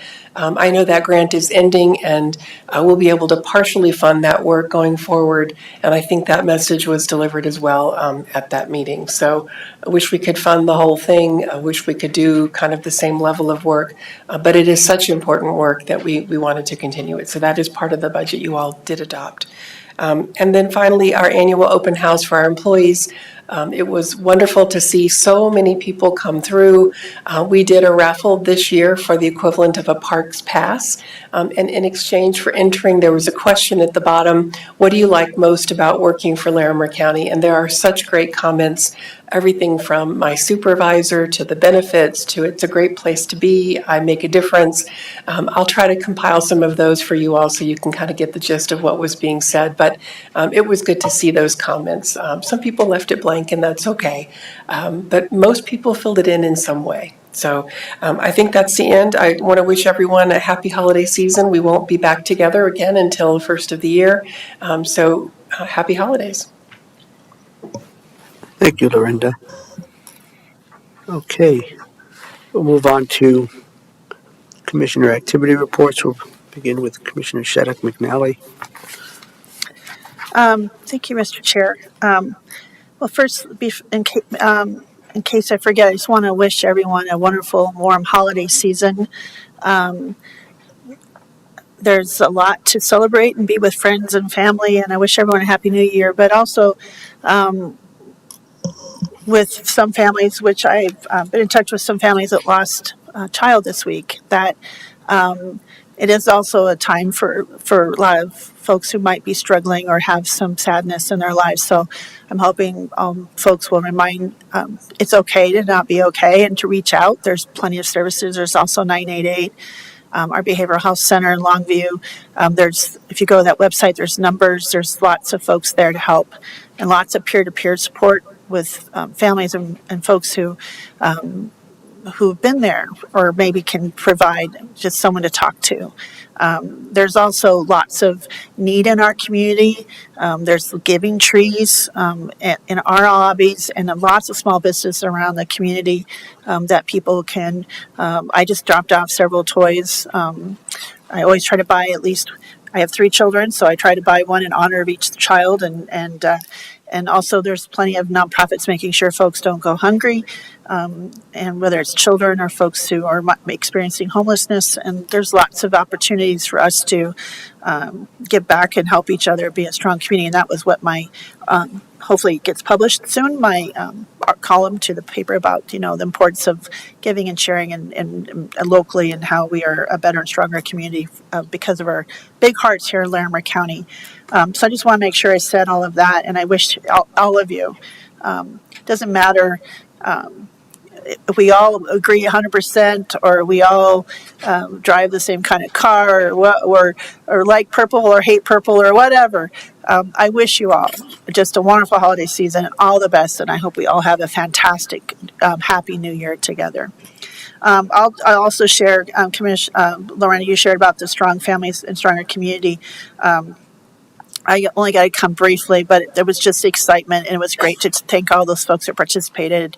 And it's a lot of great work. We're always looking to innovate, do things better, make better connections, be authentic, and also support the folks in human services and these associate agencies in the county and our partners. This is tremendous hard work, and we want to take a moment to make sure they feel valued and appreciated. And I think it's really important that we do that as much as we can, because I'm sure on some days where they've had 40 clients that they've had to, in crisis, that they're trying to manage, it's and actually one of them said that to me, and I was like, whoa, that it's that they know that we see them, we thank them for their work, because they do care. They do really care.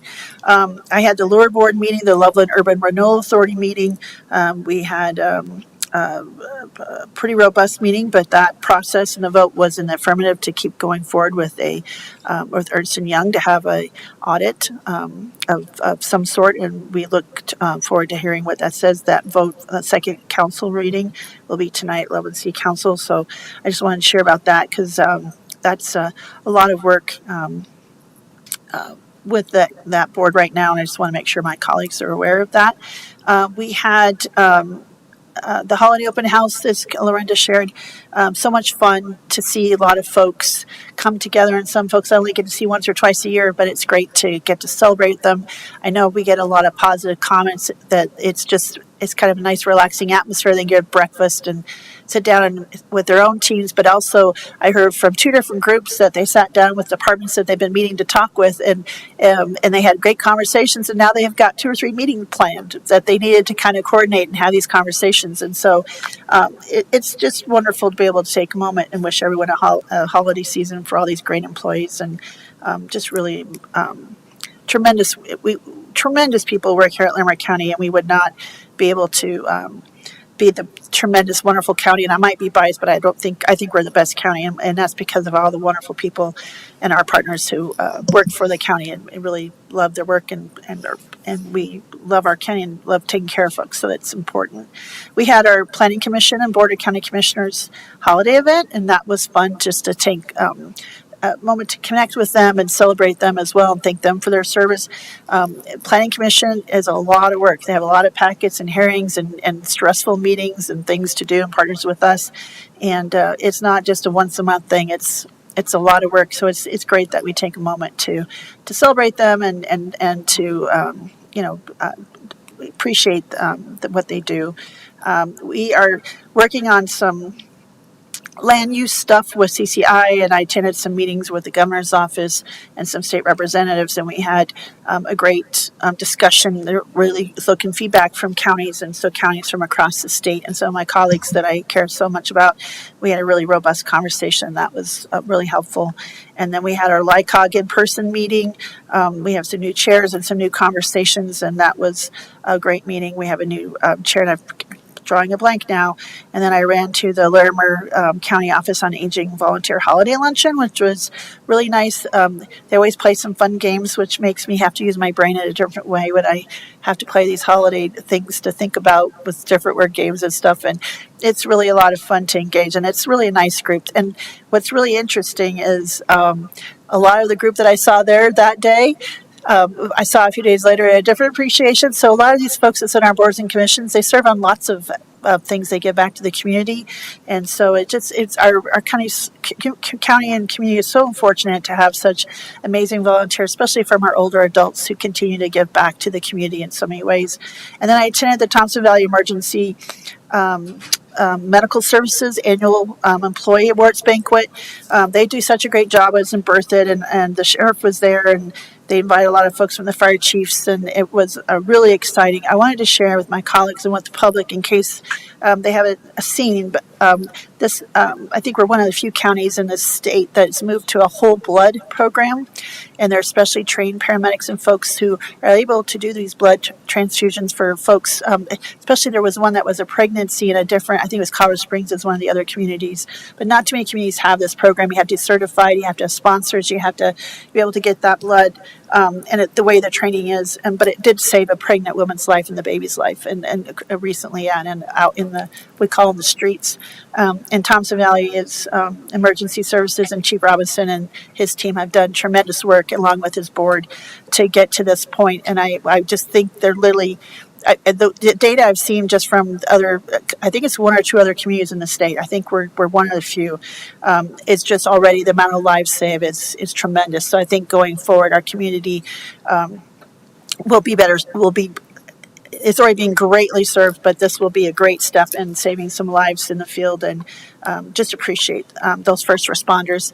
And I want to just a side note, the gentleman that we saw from May of 2023 that saved the life of the young teenager that hadn't even graduated high school and administered the Narcan. He was there again. He's still continuing on his career as an EMT working for the Thompson Valley Emergency Services. I just wanted to give an update. This gentleman is still working hard and taking his classes and progressing, and he's always such a affable young man. He was always so glad to see me. We're really great conversations, and Will, keep going. You're doing great, and I'm really proud of you and how you're navigating all of this. So good job.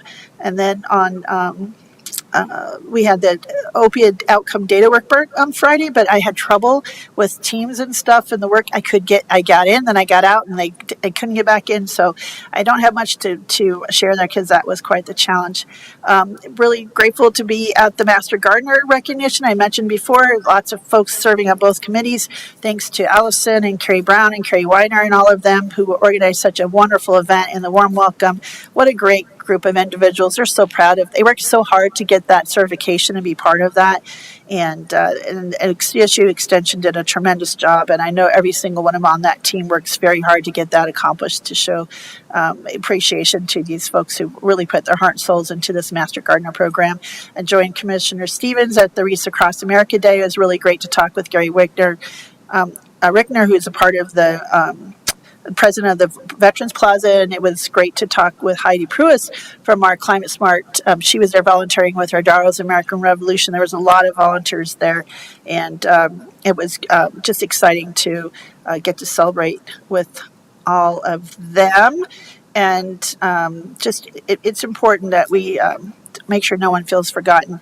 We we're still working on the epidemiology work group. The Butler group was mentioned before, so I want to make sure I mention it again. We're partnering with them also with the regional opioid abatements data group. So we're also doing some work on how we ask questions from grantees and get that data and have those metrics. Because since that's kind of a non-entity that we're elected onto and that board. So I just wanted to share with that. So the Butler group is really helping a lot of us to be transparent and helpful in making sure that we are asking the right questions and being transparent and measuring the right metrics. And again, thank you to all of our fair and rodeo appreciation dinner last night. Connor McGrath and all the staff did a great job organizing that at the ranch. All those volunteers and the rodeo board and the fair board, just tremendous energy. We couldn't do it without them, and they certainly love what they do.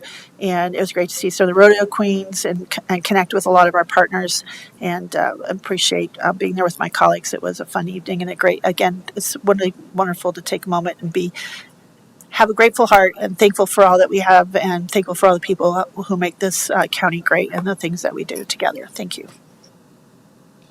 Thank you.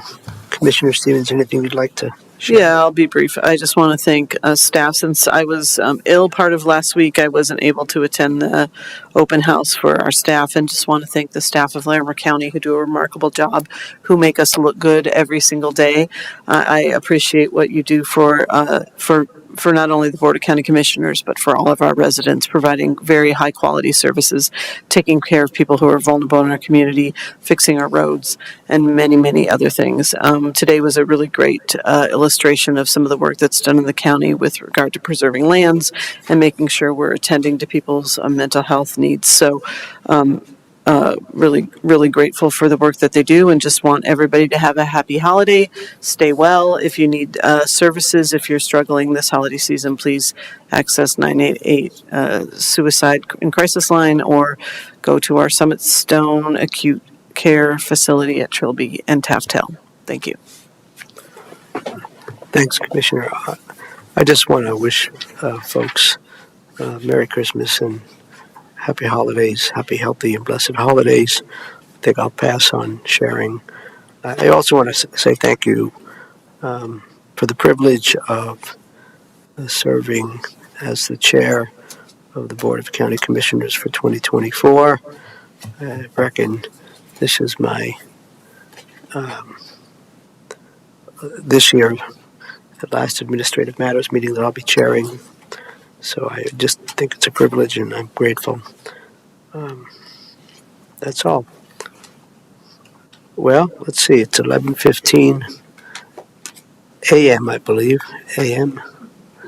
And we are adjourned, and we thank all the good folks at FCTV and our deputies who kind of keep an eye on things. We're adjourned.